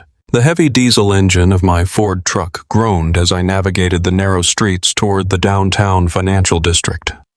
The bright yellow fuel light glared at me from the dashboard, a constant reminder of how incredibly close I was to losing everything. I gripped the steering wheel with hands that were bruised and cracked from years of managing the freight logistics yard. Just an hour ago, I was freezing in a parking lot, entirely convinced that my life was completely over. But the tiny brass key sitting heavily in my right pocket had changed the entire equation. I was no longer just a naive guy who had his heart broken at the altar. I was a man carrying the physical blueprint to a $30 million federal money laundering conspiracy. The bank name stamped into the metal of the key belonged to a high-end private financial institution. It was the kind of place that catered specifically to generational wealth and massive corporate accounts. It was not a place for a guy who wore practical work clothes and drove a battered pickup truck. I watched the towering glass skyscrapers rise up around me, casting long, dark shadows over the busy city streets. The people walking on the sidewalks were dressed in tailored suits and expensive winter coats, moving with the careless confidence of people who never had to worry about an eviction notice taped to their front door. I felt a bitter surge of anger rising in my throat. Chloe had wanted to belong to this world so desperately that she was willing to destroy my entire existence to get there. She had looked at my hard-working life and seen nothing but a disposable stepping stone. But her arrogance had blinded her. She assumed I would never figure out the hidden compartment in that gaudy pocket watch. She assumed I would never crack the encrypted digital drive at the public library. Now I was just a few miles away from securing the original wet ink documents that proved she and her secret husband forged my signature. Once I had those physical papers in my hand, I could go straight into the federal authorities. I could clear my name, wipe out the fraudulent debt, and watch her criminal empire burn to the ground. I pulled the truck into a tight parking space half a block away from the bank, ignoring the expensive parking meter. I did not have a single quarter to my name, and a parking ticket was the absolute least of my concerns right now. I stepped out of the truck, and the freezing wind hit my face immediately. I pulled the collar of my work jacket up high and started walking toward the massive stone pillars of the bank entrance. The building looked more like an ancient fortress than a modern financial institution. Heavy brass doors stood at the top of a wide granite staircase. I climbed the steps slowly, my heavy work boots echoing against the stone. Every single instinct in my body was screaming at me to be careful, but the burning need for the truth pushed me forward. I grabbed the thick brass handle and pulled the heavy door open, stepping out of the freezing wind and into a world of quiet, suffocating wealth. The interior of the bank lobby was vast and intimidating. The floors were polished white marble that reflected the soft golden light from the massive chandeliers hanging above. There were no long lines of everyday people cashing paychecks. Instead, there were private mahogany desks spaced widely apart, occupied by sharply dressed bankers speaking in hushed, discreet tones. The silence in the room was heavy and deliberate. I stood near the entrance for a moment, feeling the absolute weight of my own exhaustion. I was unwashed, wearing wrinkled clothes, and completely out of place. A security guard standing near the center of the lobby immediately locked his eyes on me, his hand resting casually near his radio. I ignored his suspicious glare and reached into my pocket, wrapping my fingers tightly around the brass safety deposit key. I took a deep breath, trying to channel the same absolute authority I used when managing a chaotic loading dock back at the shipping yard. I started walking straight toward the private vault access desk located at the far end of the room. I was exactly halfway across the polished marble floor when the quiet atmosphere of the bank suddenly shattered. I heard the heavy thud of footsteps rapidly approaching from behind me. Before I could even turn my head to look, two massive men stepped directly into my path, completely blocking my way to the vault desk. They were wearing dark, tailored suits that barely concealed the thick, muscular bulk of their shoulders. They did not look like bank security guards. They moved with the cold, precise coordination of men who were paid to hurt people for a living. I stopped dead in my tracks, my heart slamming violently against my ribs. I tried to step around them to the left, but the taller of the two men immediately shifted his weight, cutting off my escape route entirely. Bradley, a familiar, sharp voice, echoed through the quiet lobby. "I suggest you stop exactly where you are and take your hand out of your pocket." The voice sent a freezing shockwave straight down my spine. I knew that voice. I had heard it echoing through the high vaulted ceilings of the First Community Church just 2 days ago. I turned around slowly, my mind struggling to process the impossible reality unfolding right in front of me. Stepping out from the shadows of a private side office was Richard Sterling, Chloe's father, the man who had burst through the heavy oak doors of the church and ruined my wedding by throwing a state-certified marriage license onto the altar. He was wearing the exact same charcoal gray suit he had worn on Saturday, looking just as wealthy, powerful, and ruthlessly commanding. But there was no pity in his eyes this time. There was only cold, calculated menace. Richard walked slowly toward me, his expensive leather shoes clicking sharply against the marble floor. The two massive men closed in behind me, trapping me completely in the center of the open lobby. The bank employees sitting at their mahogany desks did not even look up from their computer screens. They completely ignored the confrontation happening right in front of them, which told me everything I needed to know. Richard had immense power in this building. This was not a public space anymore. This was his personal hunting ground, and I had just walked blindly into a meticulously set trap. "What are you doing here?"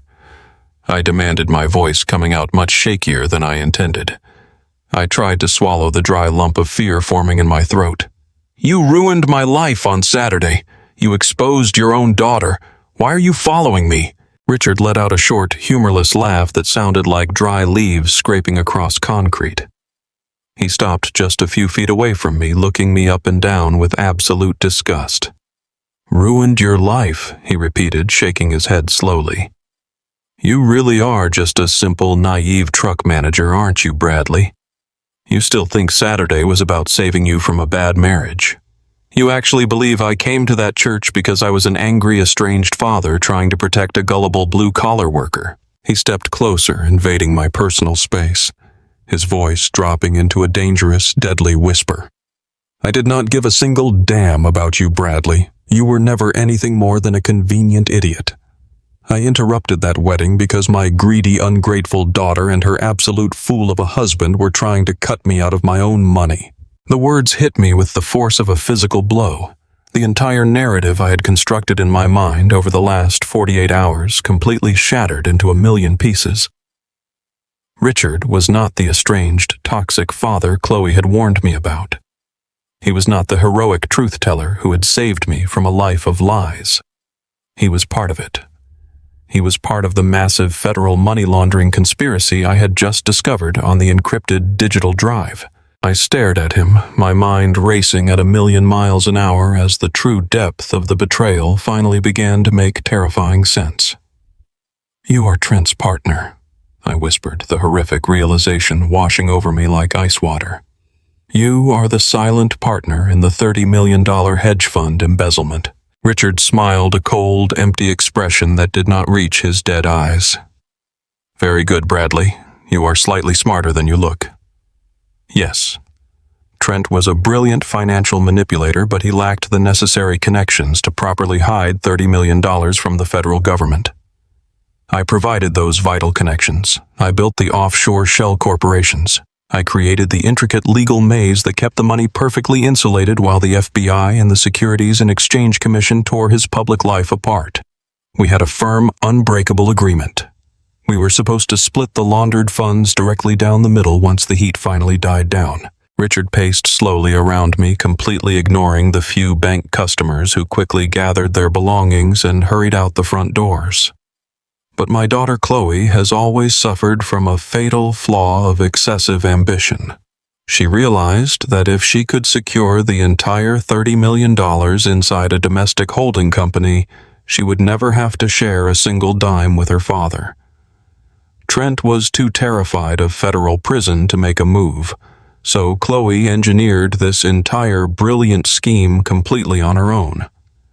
She found you, a man with a spotless credit history, absolutely no criminal record, and a tragically trusting nature. She spent 2 entire years playing the role of the loving fiancé, slowly building the holding company entirely in your name. I felt sick to my stomach. The memories of our relationship flashed through my mind. The quiet dinners in our apartment, the shared laughter, the way she had looked at me when I proposed to her. It was all a highly calculated, deeply sinister performance. Her plan was incredibly bold. Richard continued, stopping directly in front of me again. She was going to marry you, use the legal power of community property to quietly control the assets, and then divorce you a year later.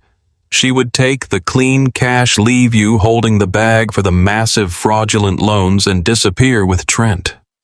And she was going to leave me completely empty-handed. That is why I had to stop the wedding, Bradley. If you had said those vows, she would have secured legal access to the money, and my $30 million would have vanished forever. I threw that marriage license on the altar to sever her legal ties to you, leaving the entire offshore structure completely paralyzed. I looked at the 2 massive men standing just inches behind me. I looked at the heavy brass doors of the bank exit, which suddenly felt 100 miles away. I was completely isolated, surrounded by dangerous corporate criminals in a building where they clearly held all the cards. But despite the overwhelming fear threatening to paralyze my muscles, a sharp, cold realization cut through the panic. Richard was standing here explaining his entire criminal motivation to me for a very specific reason. If he had the power to access the money on his own, he would have never approached me in this lobby. He was trapped, and he desperately needed exactly what I was carrying in my pocket. "If you stopped the wedding, then the money is frozen," I said, forcing my voice to remain steady. "I am the sole legal beneficiary of Apex Logistics Solutions. The holding company is entirely in my name. Chloe forged my signatures, but the legal framework is already cemented. You cannot touch a single penny of that $30 million without the original wet ink documents locked inside that safety deposit box." Richard's eyes narrowed dangerously, the fake veneer of civilization completely dropping from his face. Which brings us to the current moment, Bradley. Chloe was terrified that I would raid her apartment before the wedding. She knew I was on to her double cross. So she hid the safety deposit key and the digital backup drive. I had my men tear your apartment completely apart this weekend while you were busy crying in your truck. We gutted the place. We took the silver, the electronics, everything, just to make it look like a standard vindictive robbery. But we did not find the key. He stepped so close to me I could smell the expensive cologne and stale coffee on his breath. And then I realized she must have planted it on the blind mule. She gave it to you. You brought it right out the front door, oblivious to the fortune you were carrying. I have been having you watched since you left the pawn shop this morning. I know you went to the library. I know you figured out what the key is for." Richard held out his right hand palm, facing up his fingers, twitching with violent anticipation. "Hand it over, Bradley. Give me the brass key and the memory card right now." I gripped the metal key tightly inside my pocket, my knuckles turning white. "What happens if I do?" I asked, stalling for any possible second of time while my eyes frantically searched the lobby for an escape route. "You get your $30 million, and I get left with $150,000 in fraudulent loan debt. I lose my job, my home, and my entire life." "You already lost your life," Richard sneered, his voice dripping with absolute venom. "You are a ghost, Bradley. Your credit is completely destroyed. Your boss suspended you. You are sleeping in a freezing pickup truck. You have absolutely no leverage in this situation. If you give me the key right now, I will ensure you walk out of this bank alive. You can file for bankruptcy and start over managing some pathetic warehouse in another state. If you refuse to give me the key, these two gentlemen behind you are going to drag you down into the private parking garage beneath this building. They're going to break every single bone in your hands until you hand it over, and then you will simply disappear. Nobody is going to come looking for a disgraced, broke logistics manager who ran away from his debts." The threat was not a bluff. I could see the cold, murderous intent burning in his eyes. The two men behind me shifted their weight, moving closer, their massive bodies completely blocking the light from the chandeliers. I was a practical guy. I knew how to manage heavy freight, how to fix broken diesel engines, and how to balance a corporate shipping budget. I had absolutely no experience fighting violent criminals in the middle of a high-end financial institution. But I also knew that if I handed over the only piece of physical leverage I had, Richard would never let me live. I was the sole legal owner of the holding company. As long as I was alive and breathing, I was a massive liability to his $30 million empire. He was going to kill me no matter what I did. "I need to think," I muttered, looking down at the polished marble floor, acting as if the fear had completely broken my resolve. I let my shoulders slump forward in a posture of total defeat. I need a guarantee that the fraudulent loans will be paid off. I cannot spend the rest of my life running from debt collectors. "You are in no position to negotiate terms." Richard barked, his patience instantly vanishing. He reached forward and grabbed the front of my work jacket, his grip surprisingly strong for a man his age. "Give me the damn key right now, or I will have them take it from your corpse." The physical contact sent a jolt of pure survival adrenaline surging through my entire nervous system. The heavy fabric of my jacket pulled tight against my throat, cutting off my air supply for a brief second. I looked directly into Richard's eyes, seeing the absolute greed and ruthlessness that had allowed him to build a criminal empire. This was the man who had raised Chloe. This was the man who had taught her how to view other human beings as nothing more than disposable assets. They were exactly the same. They viewed my honest work and my trusting nature as weaknesses to be ruthlessly exploited. They thought they could just crush me under their expensive shoes and walk away with millions. But they had made a massive miscalculation. They had stripped everything away from me. They had taken my savings, my job, my apartment, and my dignity. They had backed a desperate man into an absolute corner, leaving him with absolutely nothing left to lose. And a man with nothing left to lose is the most dangerous creature on the earth. I kept my right hand buried deep inside my jacket pocket, my fingers wrapped tightly around the cold, heavy brass of the safety deposit key. I could feel the sharp edges of the stamped numbers pressing painfully into my skin. This key was not just a piece of metal anymore. It was my vindication. It was the only weapon I possessed to tear down the people who had destroyed my life. I was not going to hand it over to a criminal who planned to murder me in a dark parking garage. I was going to use it to burn their entire world to ash. I do not have the key in my pocket. I lied, making my voice tremble perfectly to simulate total panic. I widened my eyes, staring at Richard with a look of absolute terror. I was too scared to bring it inside. I hid it inside the cabin of my truck. It is taped underneath the driver's side seat. If you kill me here, you will never find it before the truck gets towed for illegal parking. Richard's eyes flared with intense anger. He released his tight grip on my jacket and took a half step back, smoothing the front of his tailored suit. "You really are an absolute idiot," he sneered, shaking his head in sheer disgust. He turned slightly toward the massive man standing over my left shoulder. "Go out to the street, find his beat-up Ford truck and tear the interior completely apart. Do not come back until you have that key." As the large man nodded and turned to head toward the heavy brass front doors, the protective wall they had formed around me fractured just slightly. A small gap opened up between Richard and the remaining enforcer. It was a tiny window of opportunity, a split-second opening that would disappear the moment they realized I was lying. My heart pounded with the force of a sledgehammer against my ribs. The tension in the quiet bank lobby had reached an absolute boiling point. I took a deep breath, tightening my grip on the key in my pocket, preparing to make the most desperate and dangerous move of my entire life. The heavy brass doors of the bank swung shut behind the massive enforcer. The loud mechanical click of the latch echoed through the quiet marble lobby, sounding like a prison cell locking into place. I was left standing face to face with Richard Sterling and his one remaining bodyguard. The gap between us was barely 3 feet wide. The air in the room felt suffocatingly thick, heavy with the scent of expensive cologne and my own cold sweat. Richard smiled with a sickening sense of victory, assuming my spirit was completely broken and my surrender was absolutely inevitable. He reached into his tailored suit jacket to pull out his mobile phone, probably intending to coordinate the illegal search of my battered truck parked outside. He took his cold, dead eyes off me for exactly 2 seconds. That was his fatal mistake. I was not a highly trained spy.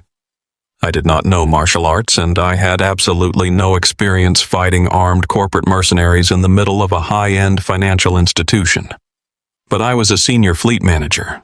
I had spent over 20 years managing massive commercial freight properties, shipping depots, and industrial warehouses.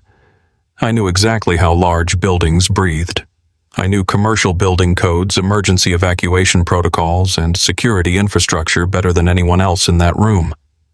I knew that in a high-security financial institution dealing with millions of dollars in physical assets, the fire suppression system was tied directly into the magnetic locks on every single exterior door. The moment a fire alarm was triggered, the security doors would automatically disengage to allow a rapid public evacuation. I did not run toward the front entrance where the remaining bodyguard was standing.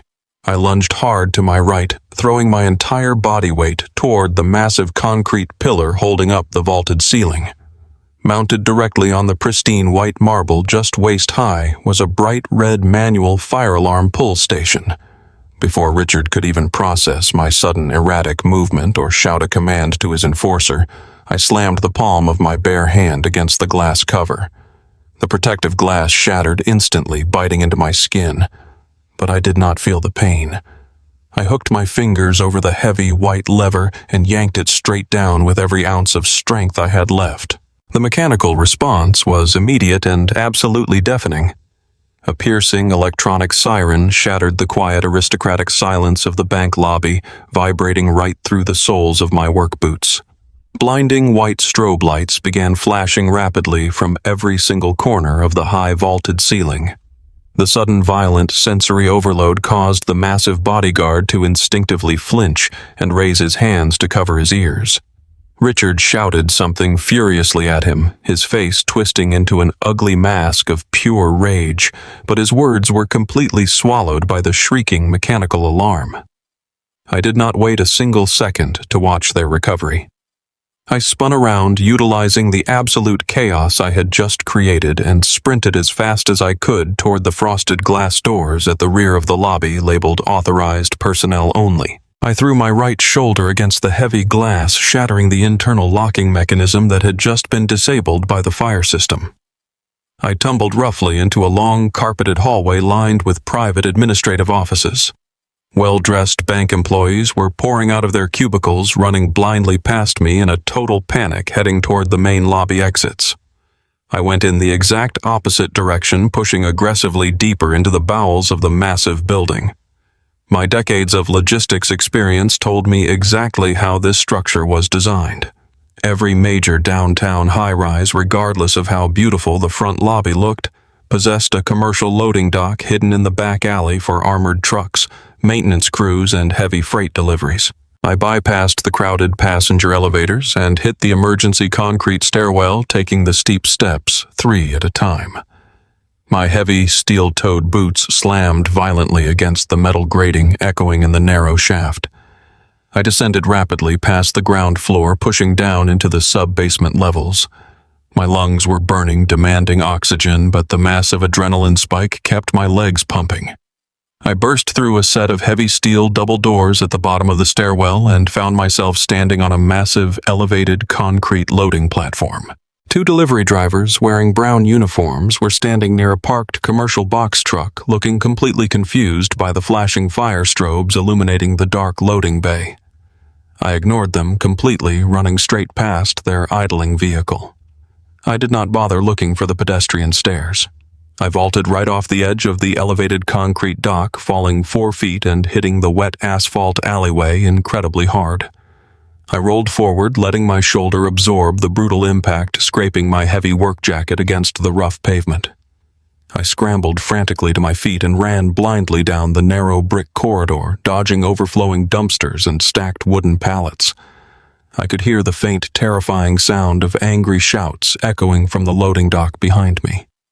Richard's men had realized I was not trying to escape through the front door. They had recovered from the shock, and they were actively hunting me. I burst out of the dark service alley and merged directly into the chaotic flow of midday pedestrian traffic on the main avenue. The freezing winter wind hit my sweaty face like a physical slap, but I welcomed the cold. I pulled the high collar of my reflective work jacket up around my neck and ducked my head down, trying to blend into the massive sea of dark winter coats and umbrellas. Sirens wailed loudly in the distance, growing closer by the second as city fire trucks began responding to the alarm I had just triggered at the bank. I weaved aggressively through crowds of annoyed commuters, crossing busy streets against the red traffic lights, dodging yellow taxis and honking delivery vans. I ran until my chest felt like it was filled with shattered glass and the muscles in my thighs burned with a toxic, agonizing heat. I did not dare look over my shoulder, terrified that if I turned my head, I would see one of those massive men in tailored suits reaching out to grab me. I finally ducked into the dark, heavily shadowed entrance of a busy subway station, pushing my way recklessly down the crowded concrete stairs. I jumped right over the metal turnstile, ignoring the angry shout of the transit booth worker, and lost myself completely in a thick, dense crowd of people waiting on the underground platform. The subterranean air smelled strongly of electrical ozone and hot metal brakes. I pressed my back hard against the cold tiled wall, gasping for air, trying desperately to control the violent, uncontrollable shaking in my hands. I reached into my pocket and felt the cold, solid shape of the brass key. I had survived the immediate trap. I had escaped the bank with the evidence intact. But as I stood there in the dark, the victory felt incredibly hollow and fleeting. As my breathing slowly began to return to normal, I watched the express trains rattle loudly past the platform. I tried to force my exhausted brain to formulate a rational plan. The most obvious answer, the logical solution taught to every single honest citizen, was right in front of me. I needed to leave the subway, find a uniformed police officer, walk straight into a local precinct, and throw the brass key onto the front desk. I needed to tell a detective absolutely everything about the $30 million money laundering scheme, the forged documents, and the violent threats Richard had just made against my life. I pulled my dead mobile phone out of my pocket, intending to find a public payphone to call the authorities. But as I stared at the blank black screen, a cold, sickening wave of absolute terror washed over my entire body. Chloe was a meticulous, highly intelligent criminal architect. She had spent 2 entire years building this trap around me with surgical precision.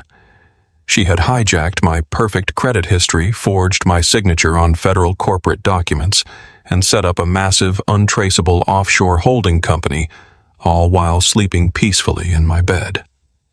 She knew I was a practical rule-following blue-collar citizen. She knew my exact psychological profile. She knew that the very first thing an innocent, honest man would do when cornered by violent criminals was run straight to the local police for protection. She would never leave a massive, dangerous loophole like that wide open. She would have anticipated my basic survival instinct, and she would have ruthlessly cut it off at the source. The scattered pieces of her master plan clicked together in my mind with terrifying clarity. That was exactly why she had packed a leather overnight bag and fled the wedding ceremony so dramatically. She did not just run away to escape her angry father. She ran away to immediately establish herself as a terrified victim. I realized with absolute horrific certainty that Chloe had already filed preemptive police reports against me. She had likely walked straight into a police precinct on Saturday afternoon, crying fake tears, claiming I had become physically violent when I discovered her secret marriage. She probably told the police I was a deranged, abusive man who stole her money and threatened her life when she tried to leave me. Worse than the fake abuse allegations, she had the massive financial paperwork to prove I was an absolute criminal liability. She had taken out $150,000 in fraudulent personal loans using my name and my social security number. To any local police detective looking at a computer screen, I looked exactly like a desperate, dangerous con artist who was now trying to blame his massive financial crimes on his poor, terrified, runaway bride. If I walked into a police station right now, they would not see a heroic whistleblower trying to stop a corporate cartel. They would see a violent fraudster with outstanding warrants for identity theft and domestic abuse. The police would immediately tackle me to the floor, place me in heavy steel handcuffs, and strip search me. They would confiscate the brass safety deposit key as personal property, locking it away in an evidence room where I could never reach it again. And Richard Sterling was a highly connected billionaire with deep corrupt roots buried all throughout the city. He had the massive wealth and the dark influence to reach right inside a local city jail.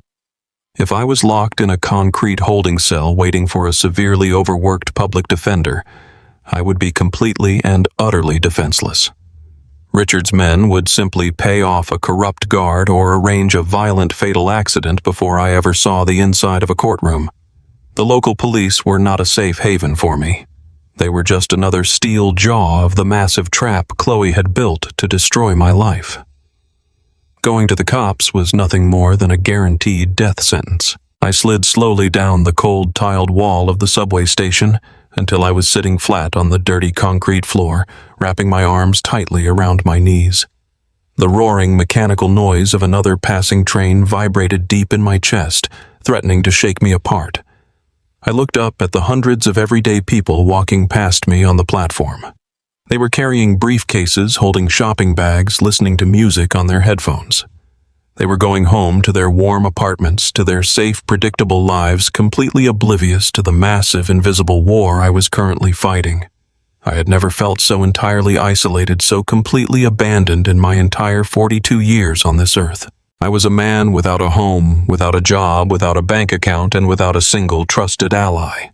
I was being actively hunted by ruthless corporate mercenaries who wanted to break every bone in my body and bury my corpse in a dark parking garage. And I was completely radioactive to the local law enforcement who were probably already scanning license plates looking for my beat-up Ford truck to arrest me on highly fabricated felony charges. I could not go to my friends because they thought I was a pathetic loser who got left at the altar. I could not go to my coworkers because my boss thought I was embezzling company funds. Every single bridge I had ever built in my life was completely burned to ash. I pulled the heavy brass safety deposit key out of my pocket and held it flat in the palm of my bruised hand. It was cold, heavy, and entirely unyielding. This small piece of stamped metal was the absolute only thing keeping me breathing. It was the only tangible physical proof that the $30 million offshore holding company actually existed. I could not go to the local cops, but I could not hide in the damp underground subway system forever either. I needed to completely bypass the local authorities. I needed to take this physical evidence to the absolute highest tier of the federal government, to a place where Richard's local money could not buy him a quick, bloody way out. But first, I had to survive the rest of the day. I tightened my trembling grip on the brass key, stood back up on my aching, exhausted legs, and disappeared deeper into the dark, crowded belly of the city, completely alone. The subway train carried me miles away from the towering skyscrapers of the financial district. I rode the underground line all the way to the final stop, completely crossing the county border into a quiet suburban town that felt like a different universe. I was exhausted, freezing, and operating on pure survival adrenaline, but my mind was sharper than it had been in years. Richard Sterling and his violent corporate mercenaries were probably tearing my apartment complex apart right now. They were likely searching every dark alley downtown looking for the battered Ford truck I had intentionally abandoned as a decoy. They thought they had me completely trapped. They assumed I was just a terrified blue-collar worker running blindly into the shadows. But they severely underestimated the tactical mindset of a man who manages complex freight logistics for a living. I knew exactly how to route a delivery under extreme pressure, and right now I was the most valuable package in the entire city. I walked out of the suburban transit station and immediately found a local hardware store. I spent $3 of my last $12 on a cheap black baseball cap and a pair of dark sunglasses. It was a pathetic, flimsy disguise, but it was just enough to break my immediate visual profile on the street cameras. I pulled the collar of my work jacket up high and walked 2 miles down a busy commercial highway.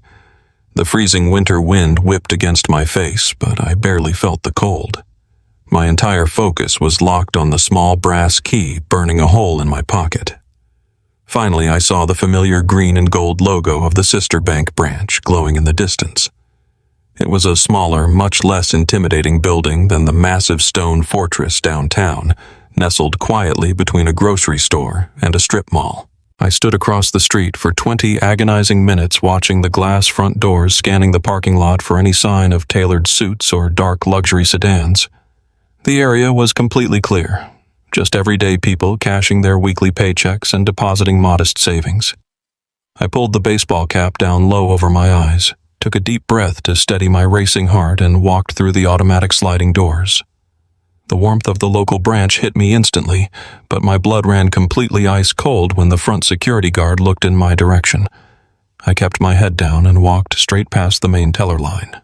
I headed directly for the small private desk designated for safety deposit access. The woman sitting behind the desk was older, wearing a soft floral blouse, looking completely detached from the high-stakes corporate warfare happening in the city. I placed the heavy brass key onto her polished wooden desk. My hand was shaking so badly the metal rattled loudly against the hard surface. "I need to access my private box," I said, forcing my voice to remain low and steady. She picked up the key, inspected the specific numbers stamped into the brass, and offered a polite customer service smile. "I will need to see your photo identification, please," she said casually. This was the absolute moment of truth. If Chloe had somehow flagged my name in the system, or if Richard had used his massive wealth to freeze the accounts across the entire regional banking network, silent alarms would trigger immediately. Security guards would tackle me to the floor before I could even reach the exit. My heart slammed violently against my ribs as I reached into my wallet and handed her my state driver license. She typed my name into her computer terminal. The seconds stretched into absolute eternity. The digital cursor blinked rhythmically on her screen, mocking my rising panic. I braced my legs, preparing to sprint for the glass doors the second her expression changed. But her smile never faltered. She handed my license back and stood up from her chair. "Right this way, Mr. Morrison," she said pleasantly. She led me down a short carpeted hallway and into the heavily armored vault room. The thick steel door rested wide open on massive metal hinges, revealing walls lined with thousands of small rectangular compartments. She matched the serial number on my brass key to a box near the bottom left corner. She inserted her master key, motioned for me to insert mine, and we turned them simultaneously. The heavy locking mechanism clicked with a satisfying solid sound. She pulled the long metal container out of the wall, carried it to a private viewing table in the corner of the room, and left me entirely alone, closing the privacy door softly behind her. I stared at the closed metal box for a long time. Everything I had suffered over the last 3 days was locked inside this small steel rectangle. The humiliating ruined wedding, the completely drained bank accounts, the bright orange eviction notice taped to my door, the aggressive debt collectors calling my boss. I reached out with trembling fingers and lifted the metal lid. Inside rested a thick stack of heavy, high-quality legal paper bound tightly together by a thick blue ribbon. I lifted the documents out of the box. They were heavy and substantial, representing an entirely different world of dark power and sophisticated manipulation. I knew better than to read them inside the bank. I quickly stuffed the thick stack of papers deep into the inside pocket of my reflective work jacket. I closed the empty metal box, slid it back into the vault wall, and walked out of the room. I thanked the woman. At the desk, walked back out into the freezing evening air, and did not stop moving until I found a small empty diner about a mile down the road. I sat in a cracked vinyl booth in the far back corner, completely hidden from the front windows. I ordered a black coffee with the absolute last of my money. Once the tired waitress set the steaming mug on the table and walked away, I pulled the documents out. I untied the blue ribbon, spread the papers across the sticky laminated table, and began to read. My eyes scanned the dense, incredibly complicated legal jargon. I was not a corporate lawyer, but my decades of logistics experience kicked in. I was used to decoding complex vendor contracts, analyzing massive supply chain agreements, and finding hidden liabilities in corporate budgets. The documents spread out before me established the physical incorporation of a company called Apex Logistics Solutions. The corporate structure was an absolute masterpiece of legal deception and financial camouflage. It outlined a massive offshore holding trust fully funded by $30 million in liquid capital. I flipped through the heavy pages, carefully tracing the flow of the money, looking for the exact trap Chloe had set for me. The deeper I read into the wet ink documents, the more her brilliant, terrifying strategy came into sharp focus.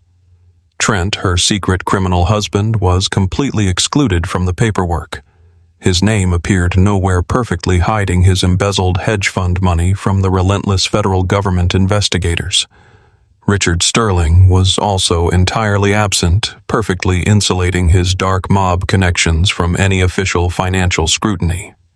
The absolute only name listed on the ownership documents, signed at the bottom of every single page with a perfectly forged copy of my signature, was mine. Bradley Morrison, sole legal beneficiary and chief executive officer. I continued reading, moving into the operational bylaws of the trust. Then I reached the final section of the contract, a specific legal clause detailing the transfer of assets in the very specific event of a marital union. My breath caught in my throat. My heart began to pound a furious, deafening rhythm against my ribs as I read the paragraphs over and over again to make absolutely sure I was understanding the legal framework correctly. Chloe had engineered a flawless, devastating mechanism utilizing the state community property laws. Her grand design was to legally marry me on that Saturday afternoon in front of all my friends and family. Once the state officially certified the marriage, she would gain immediate, undisputed legal authority over my assets as my lawful spouse. The plan was brilliantly cruel. She would play the role of the loving wife for exactly 1 year. During that time, she would use her legal marital access to slowly and quietly bleed the $30 million out of the offshore holding company, funneling it into clean domestic accounts. Once the money was completely washed and safely in her sole possession, she would file for a sudden aggressive divorce. She would take the clean cash, disappear with Trent, and leave me completely holding the bag. I would be left with the empty holding company, the massive fraudulent personal loans she took out in my name, and the eventual federal money laundering indictments when the FBI finally traced the shell corporations. I would be completely destroyed, rotting in a federal penitentiary for the rest of my natural life while they lived like absolute royalty on a tropical island. It was a perfect plan. It was completely foolproof. They had accounted for every single variable, every single legal loophole, and every single aspect of my trusting personality, except for one massive, catastrophic flaw. A flaw they never saw coming because they were too busy betraying each other. I stared at the heavy paper, the typed words blurring together as a sudden, uncontrollable laugh burst from my chest. The waitress looked over at me from the front counter with a concerned expression, but I did not care.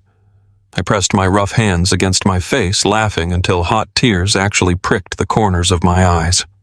The entire mechanism of their $30 million heist depended entirely on one single solitary event: the legal execution of our marriage.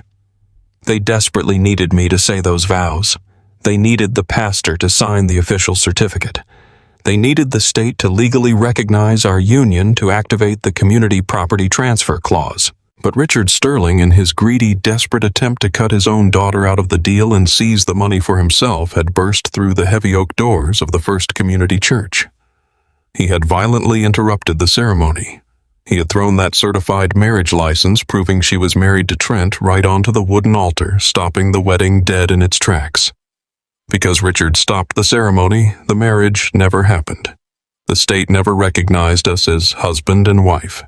The community property clause embedded deep in these documents was never legally activated. I looked down at the original wet ink documents resting on the diner table.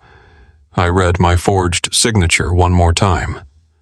Without a legal marriage, Chloe had absolutely no claim to Apex Logistics Solutions. Richard had no legal standing whatsoever. Trent was completely locked out of his own embezzled fortune. Because they forged my signature to insulate themselves from federal prison, they had inadvertently made me the sole undisputed legal owner of $30 million in liquid offshore assets. I owned it free and clear. There was no wife to claim half. There was no business partner to dispute the trust. I was sitting in a cheap suburban diner with $12 to my name, legally holding the rights to a massive corporate fortune. The elaborate trap they built to destroy my life had just become my absolute salvation. The suffocating fear that had been crushing my chest for 3 days instantly evaporated into the warm air of the diner. It was immediately replaced by a cold, sharp, and terrifying sense of absolute power. They thought they were playing a grand game of chess with a blind pawn. But the pawn had just reached the end of the board and changed all the rules. I carefully folded the heavy documents, ensuring every page was perfectly aligned, and placed them securely back into my jacket pocket. I finished my cold black coffee in one long swallow. I was no longer the hunted prey sleeping in a freezing truck. I was a man holding the exact keys to their destruction. It was time to stop running, and it was time to make a very important visit to the federal authorities. I left the suburban diner with the wet ink documents secured inside my jacket. I took a deep breath of the cold air. The freezing evening air felt completely different now. Hours ago, the cold had felt like a brutal reminder that I was homeless. Now, the sharp wind felt like a wake-up call. I climbed back into the freezing cabin of my Ford truck and started the engine. The fuel gauge was resting completely below the empty line, but I did not care. I drove straight toward the federal building in the center of the city. I was not going to run away and hide. I was going to hand the federal government the exact weapon they needed to completely destroy the people who had ruined my life. I pulled into a public parking garage across the street from the massive concrete federal building. I turned off the engine and took a deep breath. This was the point of absolutely no return. Once I walked through those glass doors and handed over the paperwork, there was no turning back. I walked across the street keeping my head high. I pushed through the revolving doors of the Federal Plaza and immediately hit a security checkpoint. 2 armed guards looked me up and down with obvious suspicion. I looked like a desperate transient wearing a wrinkled high-visibility work jacket, a cheap baseball cap, and heavy steel-toed boots covered in dirt. I had dark circles under my eyes, and I had not shaved in 3 days. "State your business," one of the guards demanded, stepping forward to block my path. "I need to speak with an investigator from the Criminal Investigation Division of the Internal Revenue Service," I said, keeping my voice perfectly steady. "I have physical evidence of a massive, ongoing offshore money laundering conspiracy." The guard raised an eyebrow, looking at me like I was delusional. "Sir, this is a secure federal building. You cannot just walk in claiming you have evidence of a massive financial crime. You need an appointment." I reached into my pocket and pulled out my driver license, sliding it across the metal table. "My name is Bradley Morrison," I said, refusing to break eye contact. "The people I am reporting stole $30 million, and they are actively trying to kill me to cover their tracks. Call the duty agent right now and tell him I have the original wet ink corporate documents for an offshore shell company called Apex Logistics Solutions. If he tells you to kick me out, I will walk away quietly." The guard stared at me for a tense moment before picking up his radio. 10 minutes later, I was sitting in a windowless interrogation room on the 4th floor. The walls were painted a dull gray and the fluorescent lights buzzed overhead. The metal door clicked open and 2 federal agents walked into the room. The first was an older man wearing a sharp navy blue suit. The second was a younger woman carrying a thick yellow legal pad. They introduced themselves as Special Agent Harrison and Special Agent Caldwell. They sat down across the metal table looking at me with professional skepticism. "Mr. Morrison," Agent Harrison started crossing his arms. "Security says you came in here claiming to have evidence of a $30 million corporate fraud. I'm going to be completely honest with you. We receive dozens of crazy walk-in tips every single week. You look like you have been sleeping in your truck. Why exactly should we take you seriously?" I did not waste time getting angry. My logistics background taught me that the fastest way to prove a point was to present the raw data. I reached into my jacket pocket and pulled out the small black micro-memory card. I placed it exactly in the center of the metal table. Then I pulled out the heavy brass safety deposit key and set it down right next to the card. Finally, I reached into my inner pocket and pulled out the thick stack of legal documents I had retrieved from the suburban bank branch. I untied the blue ribbon and spread the papers across the table. I was the senior fleet manager at a commercial shipping yard until yesterday morning, I explained.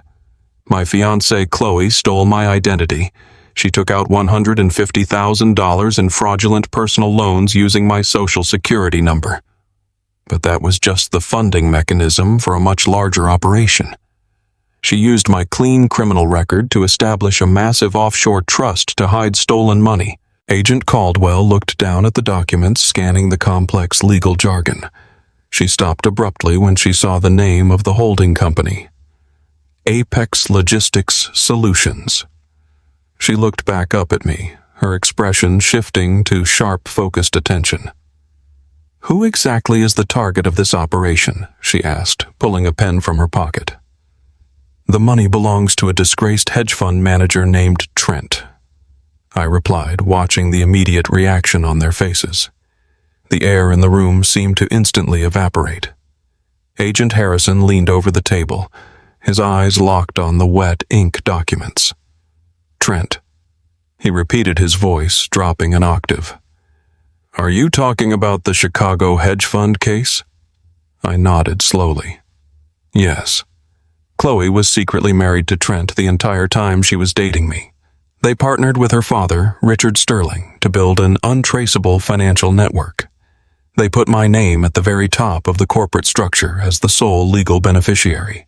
Their plan was to marry me legally, take control of the assets through state community property laws, wash the money, and then divorce me, leaving me completely holding the bag. Agent Caldwell immediately picked up the black memory card. "What is on this drive?" she asked, her voice tight with adrenaline. "It is a highly encrypted digital ledger," I answered. "The password is, 'to have and to hold forever.' It contains all the scanned wire transfer receipts, the cryptographic keys for the offshore accounts, and the entire financial blueprint mapping exactly where the $30 million is hiding." Agent Harrison looked at his partner in stunned silence. "We have been tracking Trent and Richard Sterling for 3 solid years," he said quietly. "We knew they moved $30 million out of the country, but they built a digital wall so thick we could not penetrate it. We have been waiting for them to make a single mistake. And they just handed the entire roadmap directly to you. They handed it to me because they thought I was a naive fool who would never fight back," I said, my voice hardening with anger. "But they made a massive legal error. Richard Sterling interrupted the wedding ceremony to stop Chloe from cutting him out of the deal. Because the wedding was canceled, the marriage never legally occurred. I am the sole undisputed owner of this holding company. I own the $30 million free and clear, and I am turning every single penny of it over to the federal government right now." Agent Harrison stood up from the table, his chair scraping loudly against the floor. He walked out of the room without saying another word. 5 minutes later, he returned carrying a thick packet of official forms. He set them down in front of me. "This is IRS Form 211, he explained, tapping the top page. "It is the official application for an award for original information. By filling this out, you are formally declaring yourself a federal whistleblower. If the information you provided directly leads to the successful recovery of the stolen $30 million, the federal law mandates that you receive a 20% reward. That is $6 million of clean tax-paid money." I stared at the government form. Just this morning, I was begging a pawn shop owner for $5 just to buy a cheap sandwich and keep myself from freezing to death. Now I was sitting in a secure federal building filling out paperwork that could make me a multimillionaire. I picked up the pen and began filling out my personal information. My hands were finally completely steady. We spent the next 4 hours going over every detail of the operation. I walked the federal agents through the entire timeline of my relationship with Chloe. I explained the fraudulent loans, the forged signatures, and the terrifying confrontation with Richard Sterling in the bank lobby just a few hours ago.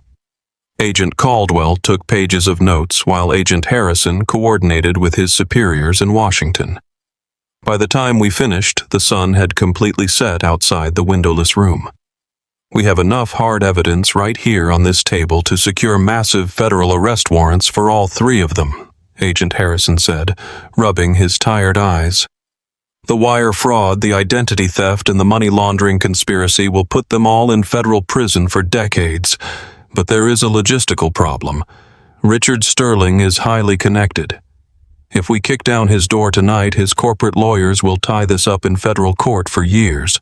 They might find a way to destroy the offshore accounts before we can completely freeze the assets. We need to catch them all together in the same room, actively attempting to extort the holding company away from you. We need to bait a trap." I looked at the 2 federal agents, feeling a sudden rush of absolute clarity. I knew exactly how to draw them out. Richard threatened to kill me if I did not hand over the brass key, I said, leaning back in my metal chair. Chloe and Trent desperately need my signature to legally transfer the holding company out of my name now that the marriage trick completely failed. They are all incredibly desperate. If I reach out to Chloe and tell her I am willing to sell the entire holding company back to them for a small payout, they will take the bait instantly. They will think I am just a terrified broken man trying to scrape together enough cash to pay off my debts. Agent Harrison nodded, a grim smile forming on his face. You would have to wear a concealed recording device, he warned. You would sit across from the people who destroyed your life and play the role of the defeated victim. It will be incredibly dangerous. If Richard suspects you are working with the federal government, he will not hesitate to use violence. I am not afraid of Richard Sterling, I replied, my voice completely devoid of fear. They already took everything from me. They took my home, my job, and my life savings. They left me with absolutely nothing to lose. And a man with nothing left to lose is the most dangerous person in the room. Agent Caldwell pulled a secure laptop out of her briefcase and opened it on the table. We will set up a meeting for tomorrow afternoon, she said, her fingers flying rapidly across the keyboard. We will choose a public location where we can deploy undercover agents and secure the perimeter. You will call Chloe and demand a meeting. Tell her you want $50,000 in cash in exchange for the safety deposit key and your signature on the relinquishment documents. $50,000 is exactly the kind of pathetic small number they would expect a desperate blue-collar guy to ask for. I agreed to the plan without a single moment of hesitation. This was no longer just about clearing my name or wiping out the fraudulent debt. This was about completely destroying the toxic arrogance of people who believed they could crush innocent lives for profit. I was going to look them dead in the eyes and watch their entire empire crumble. The federal agents did not let me leave the building that night. For my own safety, they put me up in a secure hotel room located just 2 blocks away from the Federal Plaza. They provided me with a hot meal, a clean change of clothes, and a secure burner phone to contact Chloe the next morning. When I finally walked into the hotel room and locked the door behind me, the exhaustion of the last 3 days crashed down on my shoulders. I took a hot shower, letting the scalding water wash away the dirt, the freezing cold, and the lingering humiliation of the ruined wedding. I stood in front of the bathroom mirror and looked at my reflection. The tired, broken man who had cried on the floor of an empty apartment was completely gone. In his place stood a man who had survived the absolute worst betrayal imaginable. I walked over to the large glass window and looked out at the glittering lights of the city skyline. The towering skyscrapers no longer looked like intimidating monuments to wealth and power. They looked like a massive, fragile house of cards just waiting for a strong gust of wind to knock them down. Tomorrow afternoon, I was going to walk into a room wearing a concealed federal wire. I was going to face the woman I once loved with all my heart, the criminal she was secretly married to, and the ruthless father who financed their dark operation. They thought they had successfully played a brilliant game of chess against a blind opponent. They assumed my blue-collar background made me weak. But tomorrow, they were going to learn a very painful lesson about the strength of an honest man. The pawn they had so carelessly sacrificed was about to flip the entire board upside down. The drive to the Oakwood Country Club felt like crossing into a different country. Perfect private roads lined with towering ancient oak trees replaced cracked asphalt. I drove my battered Ford truck past the wrought iron gates, ignoring the disgusted look of the security guard. I parked directly between a silver Porsche and a massive black Range Rover. The valet attendant walked toward me with absolute contempt, but I handed him the keys with a completely steady hand. I was not the terrified, broken man who had slept in a freezing cabin just 2 nights ago. Beneath my pressed cotton shirt, I felt the cold, hard plastic of the concealed FBI recording wire taped securely against my ribs. Special Agent Harrison was sitting in a surveillance van parked outside. Agent Caldwell was already inside the clubhouse pretending to read a financial magazine. I was surrounded by federal backup, but I knew I had to play this final hand alone. The heavy wooden doors opened into a massive hall filled with glittering crystal chandeliers. The air smelled of rich imported cigars, roasted prime rib, and old money. This was the exact world Chloe had desperately wanted to belong to. It was the world she had gladly destroyed my life to enter. I spotted them immediately. They were sitting at a private mahogany table in the far back corner overlooking the perfectly manicured golf course. They looked like royalty holding court. Chloe wore a tailored white dress that probably cost 3 months of my old salary, perfectly playing the role of the wealthy socialite. Sitting to her left was Trent. He was young, with slicked back blonde hair, an expensive gold watch, and a custom-fitted navy suit. He had the relaxed posture of a man who firmly believed he was above the law. Sitting directly across from them was Richard Sterling, radiating cold, calculating menace. I walked slowly across the plush carpet, forcing my shoulders to slump forward slightly. I kept my eyes focused firmly on the floor, playing the role of the defeated, desperate blue-collar worker. I sat down at their table without saying a single word. Chloe smiled at me.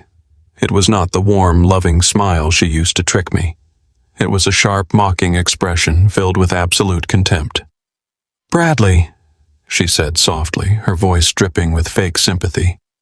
"You look terrible." Trent let out a short, cruel laugh that echoed over the quiet murmur of the wealthy diners. He leaned back and took a slow, arrogant sip from a crystal glass of expensive bourbon.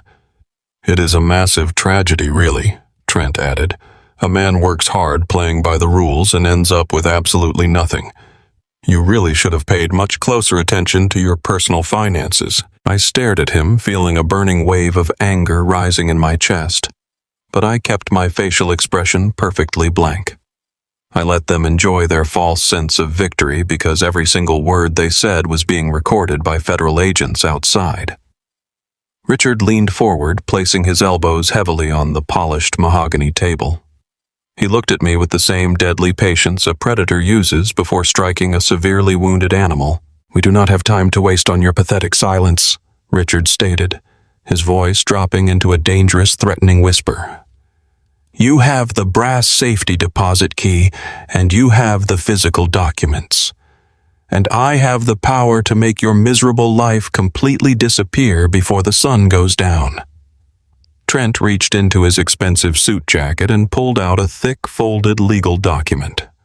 Sitting right on top was a certified bank check for $50,000. "That is a formal relinquishment of ownership contract," Trent explained casually.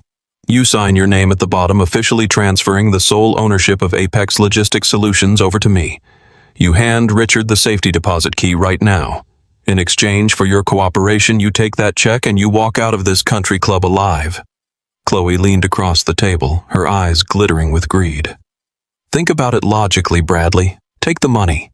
You can use that cash to pay off a tiny fraction of those massive personal loans you currently owe," Chloe whispered.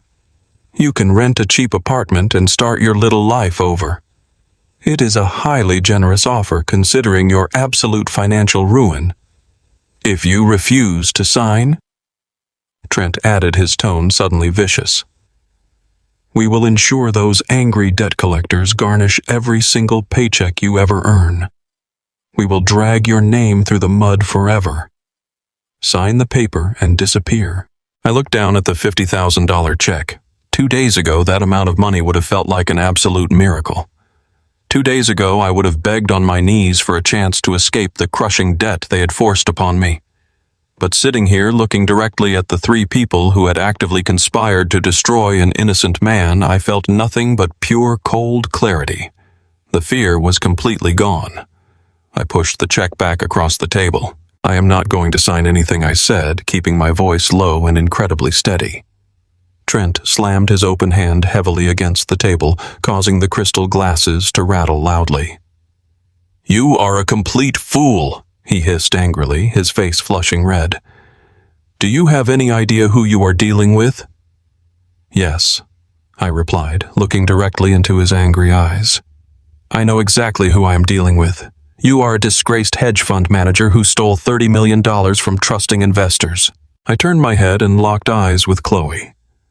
The arrogant smile instantly vanished from her face, completely replaced by a sudden flicker of genuine confusion. "And you?" I continued, my voice rising just enough to carry across the private dining room. "You spent 2 entire years sleeping in my bed. You watched me work brutal double shifts in the freezing rain to build a solid future for us. You used my absolute trust and my honest name because you are absolutely incapable of building anything real. You thought my blue-collar background made me weak," I said, leaning forward. "You thought because I drove a truck and wore steel-toed boots that I was stupid enough to just roll over and die." Richard leaned forward, his face turning dark purple with fury. "Keep your voice down, you pathetic mechanic," Richard ordered strictly. "Hand over the key right now, or I swear you will not make it to the parking lot." I did not lower my voice. I leaned much closer to the table. "You all made one massive, catastrophic mistake," I said, speaking clearly into the hidden microphone taped to my chest. "You truly believed that stolen money is the only thing that gives a person real power in this world. You thought you could strip away my job, my home, and my dignity and leave me entirely defenseless. But I build things, and because Richard was too greedy to let you finish the wedding, the state never legally recognized our marriage." I continued, staring right at Chloe. "I am the sole legal owner of Apex Logistics Solutions. I own every single penny of that $30 million. Trent laughed, a loud, nervous sound that echoed terribly in the quiet room. "You own absolutely nothing," he mocked, trying to regain control. "You do not have the power or the resources to access those offshore funds. Sign the contract right now." I reached slowly into my jacket pocket. Trent and Richard both tensed, their eyes locked on my hand, fully expecting me to pull out the brass safety deposit key. Instead, I pulled out 3 thick folded documents bearing the official watermark and seal of the United States Department of the Treasury. I slapped them down hard onto the mahogany table right on top of their pathetic $50,000 check. "I do not need to access the funds," I said, my voice ringing with absolute finality. "I already surrendered them completely." Trent looked down at the official papers. The color completely drained from his face, leaving him looking exactly like a ghost. Chloe let out a sharp, terrified gasp, covering her mouth with her trembling hands. They were official Internal Revenue Service asset seizure notices.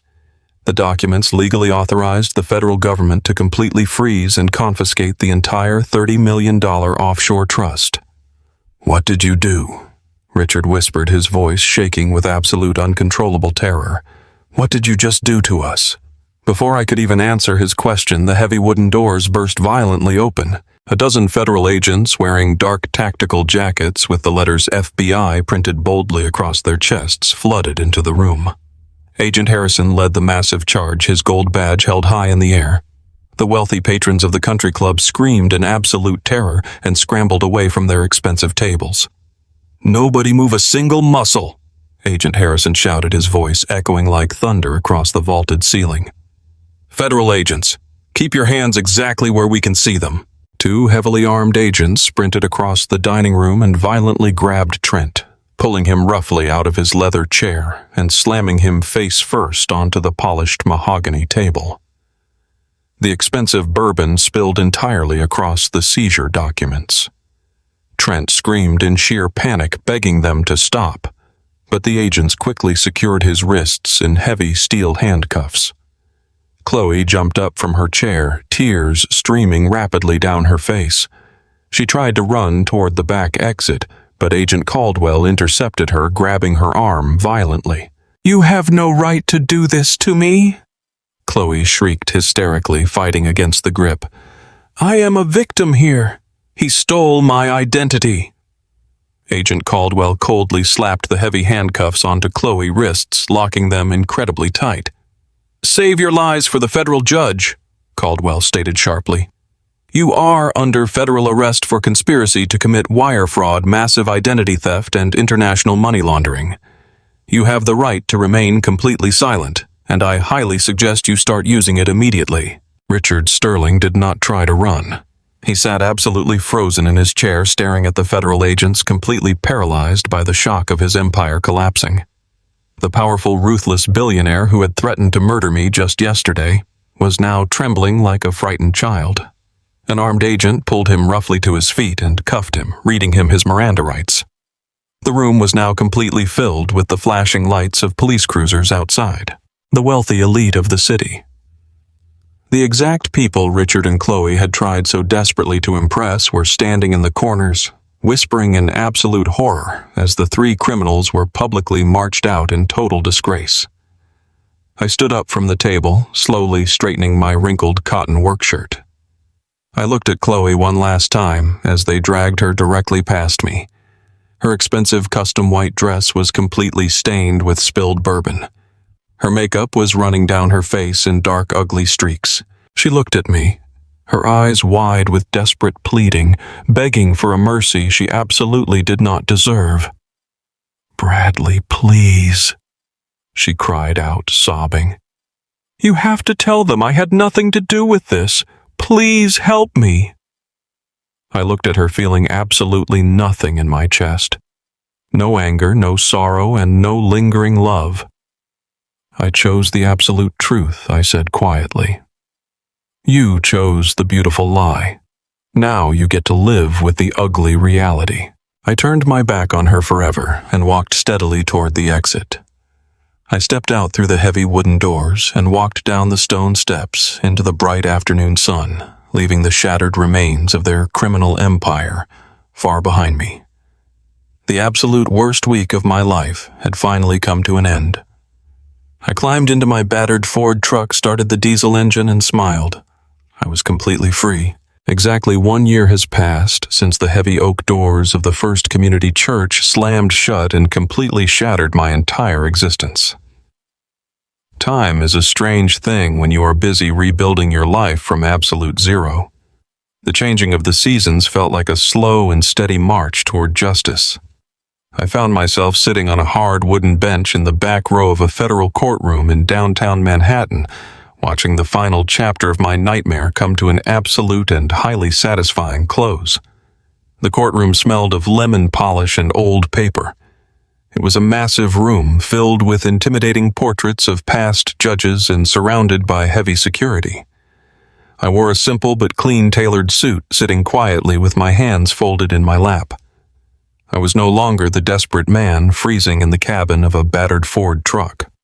I was the primary federal witness who had just helped the United States government dismantle a massive $30 million international money laundering syndicate. The heavy side door of the courtroom opened and the federal marshals escorted the prisoners to their tables for the final sentencing hearing. The sight of them sent a powerful wave of closure washing over my entire body. Chloe Sterling, the woman who had spent 2 entire years pretending to love me while meticulously plotting my total financial destruction, was led into the room wearing a bright orange prison jumpsuit. Her wrists and ankles were secured with heavy steel chains that rattled loudly against the polished floor. The custom imported silk dresses and the expensive designer makeup were completely gone. She looked pale, exhausted, and entirely broken. She kept her eyes glued firmly to the wooden table, refusing to look back at the public gallery where I was sitting. Right next to her sat Trent, the disgraced hedge fund manager she had secretly married. Trent had lost all of his arrogant swagger. The slick blonde hair and the expensive gold watches were gone, replaced by the harsh reality of a man who finally realized his immense wealth could not buy his way out of federal prison. And finally, Richard Sterling was escorted into the room by 2 heavily armed guards. The ruthless billionaire who had threatened to murder me in the lobby of a high-end bank looked incredibly small and fragile in his prison uniform. His massive empire of offshore shell companies and dark corporate influence had completely collapsed, leaving him with absolutely nothing but the impending reality of a long and miserable sentence. The federal judge was a stern woman with absolutely no patience for corporate greed. She looked down at the 3 of them from her high bench and delivered a scathing reprimand about the absolute arrogance of their crimes. She detailed how they had attempted to manipulate the state community property laws by using an innocent, hard-working citizen as a blind mule for their stolen millions. The gavel came down with a loud, echoing crack that sounded like absolute pure justice. Richard Sterling was sentenced to 25 years in a maximum security federal penitentiary without the possibility of early parole. Trent received 20 years for massive wire fraud and international embezzlement, and Chloe, the architect of the false marriage and the identity theft, was sentenced to 15 years behind bars. As the federal marshals dragged them out of the courtroom, I felt a massive heavy weight completely lift off my chest. The toxic people who had viewed my honest life as a disposable stepping stone were finally gone, forever trapped in the very nightmare they had tried to force upon me. A few hours later, I found myself sitting in the bright and modern offices of the Internal Revenue Service Criminal Investigation Division. Special Agent Harrison and Special Agent Caldwell were sitting across the table, smiling warmly at me. They had been working tirelessly for the past 12 months to track down every single penny of the $30 million that Chloe and her accomplices had hidden in the offshore holding company. Because I had handed them the original wet ink documents and the encrypted digital drive, the federal government was able to completely freeze and recover the entire stolen fortune before it could be moved. Agent Harrison opened a thick manila folder and slid a single piece of heavy government paper across the metal table toward me. He explained that under the federal whistleblower program, any private citizen who provides original information leading to the successful recovery of massive tax fraud or hidden assets is legally entitled to a percentage of the recovered funds. The federal law mandated a 20% reward for the specific intelligence I had risked my life to deliver. I looked down at the official Treasury document resting on the table. It was a certified bank draft made out directly to Bradley Morrison. The number printed boldly across the center of the paper was exactly $6 million. I stared at the heavy paper, completely unable to speak. The room spun slightly as the sheer magnitude of the moment washed over me. Just 1 year ago, I was sitting on the floor of my gutted apartment, staring at a mobile banking app that showed exactly $12.43. I had been completely robbed of my $80,000 life savings. I was facing violent threats from aggressive wedding vendors and carrying the terrifying burden of $150,000 in fraudulent personal loans. Now, the federal government had completely wiped my credit history clean of all the identity theft. The fraudulent loans were legally erased, and I was holding a clean tax-paid check for $6 million. It was the ultimate form of poetic justice. The massive fortune they had tried to steal using my good name had ultimately resulted in my absolute financial freedom. I shook hands with the federal agents, thanking them for their incredible dedication to the case, and walked out of the federal plaza. I deposited the massive treasury check into a secure private banking account and immediately set to work fixing the broken pieces of my past. I did not go out and buy a fleet of expensive luxury cars or a penthouse apartment overlooking the city skyline. I was still a highly practical blue-collar man at my absolute core. I knew exactly what hard work looked like, and I knew exactly where I wanted to invest my new life. The very next morning, I drove my beat-up Ford truck back to the commercial logistics yard where I'd worked for over a decade. The shipping company had fallen on incredibly hard times over the last year. The regional corporate owners were struggling with massive debt, and they were actively preparing to shut the entire depot down and lay off over 200 hard-working men and women. I walked straight into the main dispatch office and requested an immediate meeting with the regional owners. Using a small fraction of my whistleblower reward, I made a massive cash offer to purchase the entire logistics company outright. The desperate owners accepted the immediate buyout without a single moment of hesitation. I will never forget the feeling of walking back onto that massive asphalt shipping yard, not as a suspended employee, but as the sole legal owner of the entire operation. I walked straight up the metal stairs and into the elevated office belonging to Stan, the manager, who had been forced by corporate policy to suspend me without pay on the darkest day of my life. Stan looked up from his messy desk, completely shocked to see me standing in his doorway. I smiled at him and told him that his job was completely safe. I walked down to the loading docks and found Dave, my former best man, and all the rough, practical freight drivers who had watched my life fall apart at the church. I gathered them all together in the main break room and announced that the company had been completely saved. There would be no layoffs. The employee pension funds were fully secured and everyone was getting an immediate raise. The absolute joy and the overwhelming relief on their faces was worth far more to me than any offshore bank account. I had used the dark, corrupt money of a disgraced hedge fund manager to save the honest livelihoods of 200 good people. With the logistics company thriving under new, secure management, I turned my attention to my own personal peace. I drove out to the quiet countryside, completely away from the noise and the chaos of the city. I purchased a massive plot of beautiful raw land surrounded by ancient oak trees and a winding freshwater creek.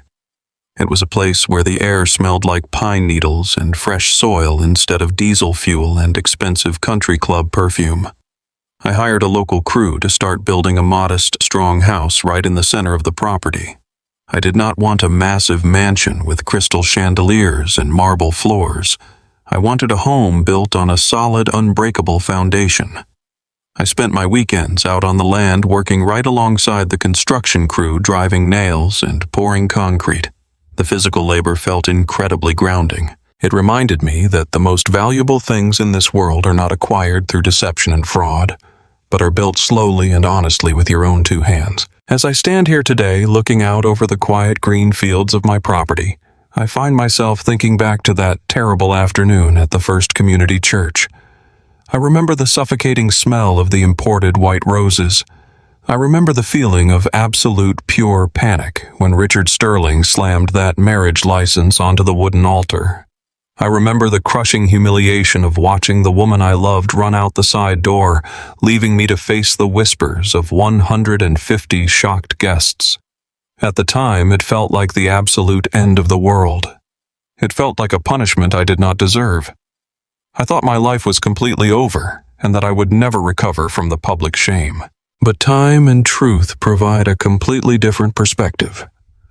Looking back now, I realize with absolute crystal clarity that the worst day of my entire life was actually the very thing that protected me.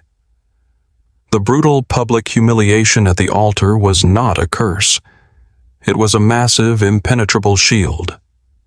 If that wedding ceremony had actually finished, if the pastor had signed that state document and pronounced us husband and wife, my life would have been completely destroyed. I would have been legally tied to a $30 million federal money laundering conspiracy.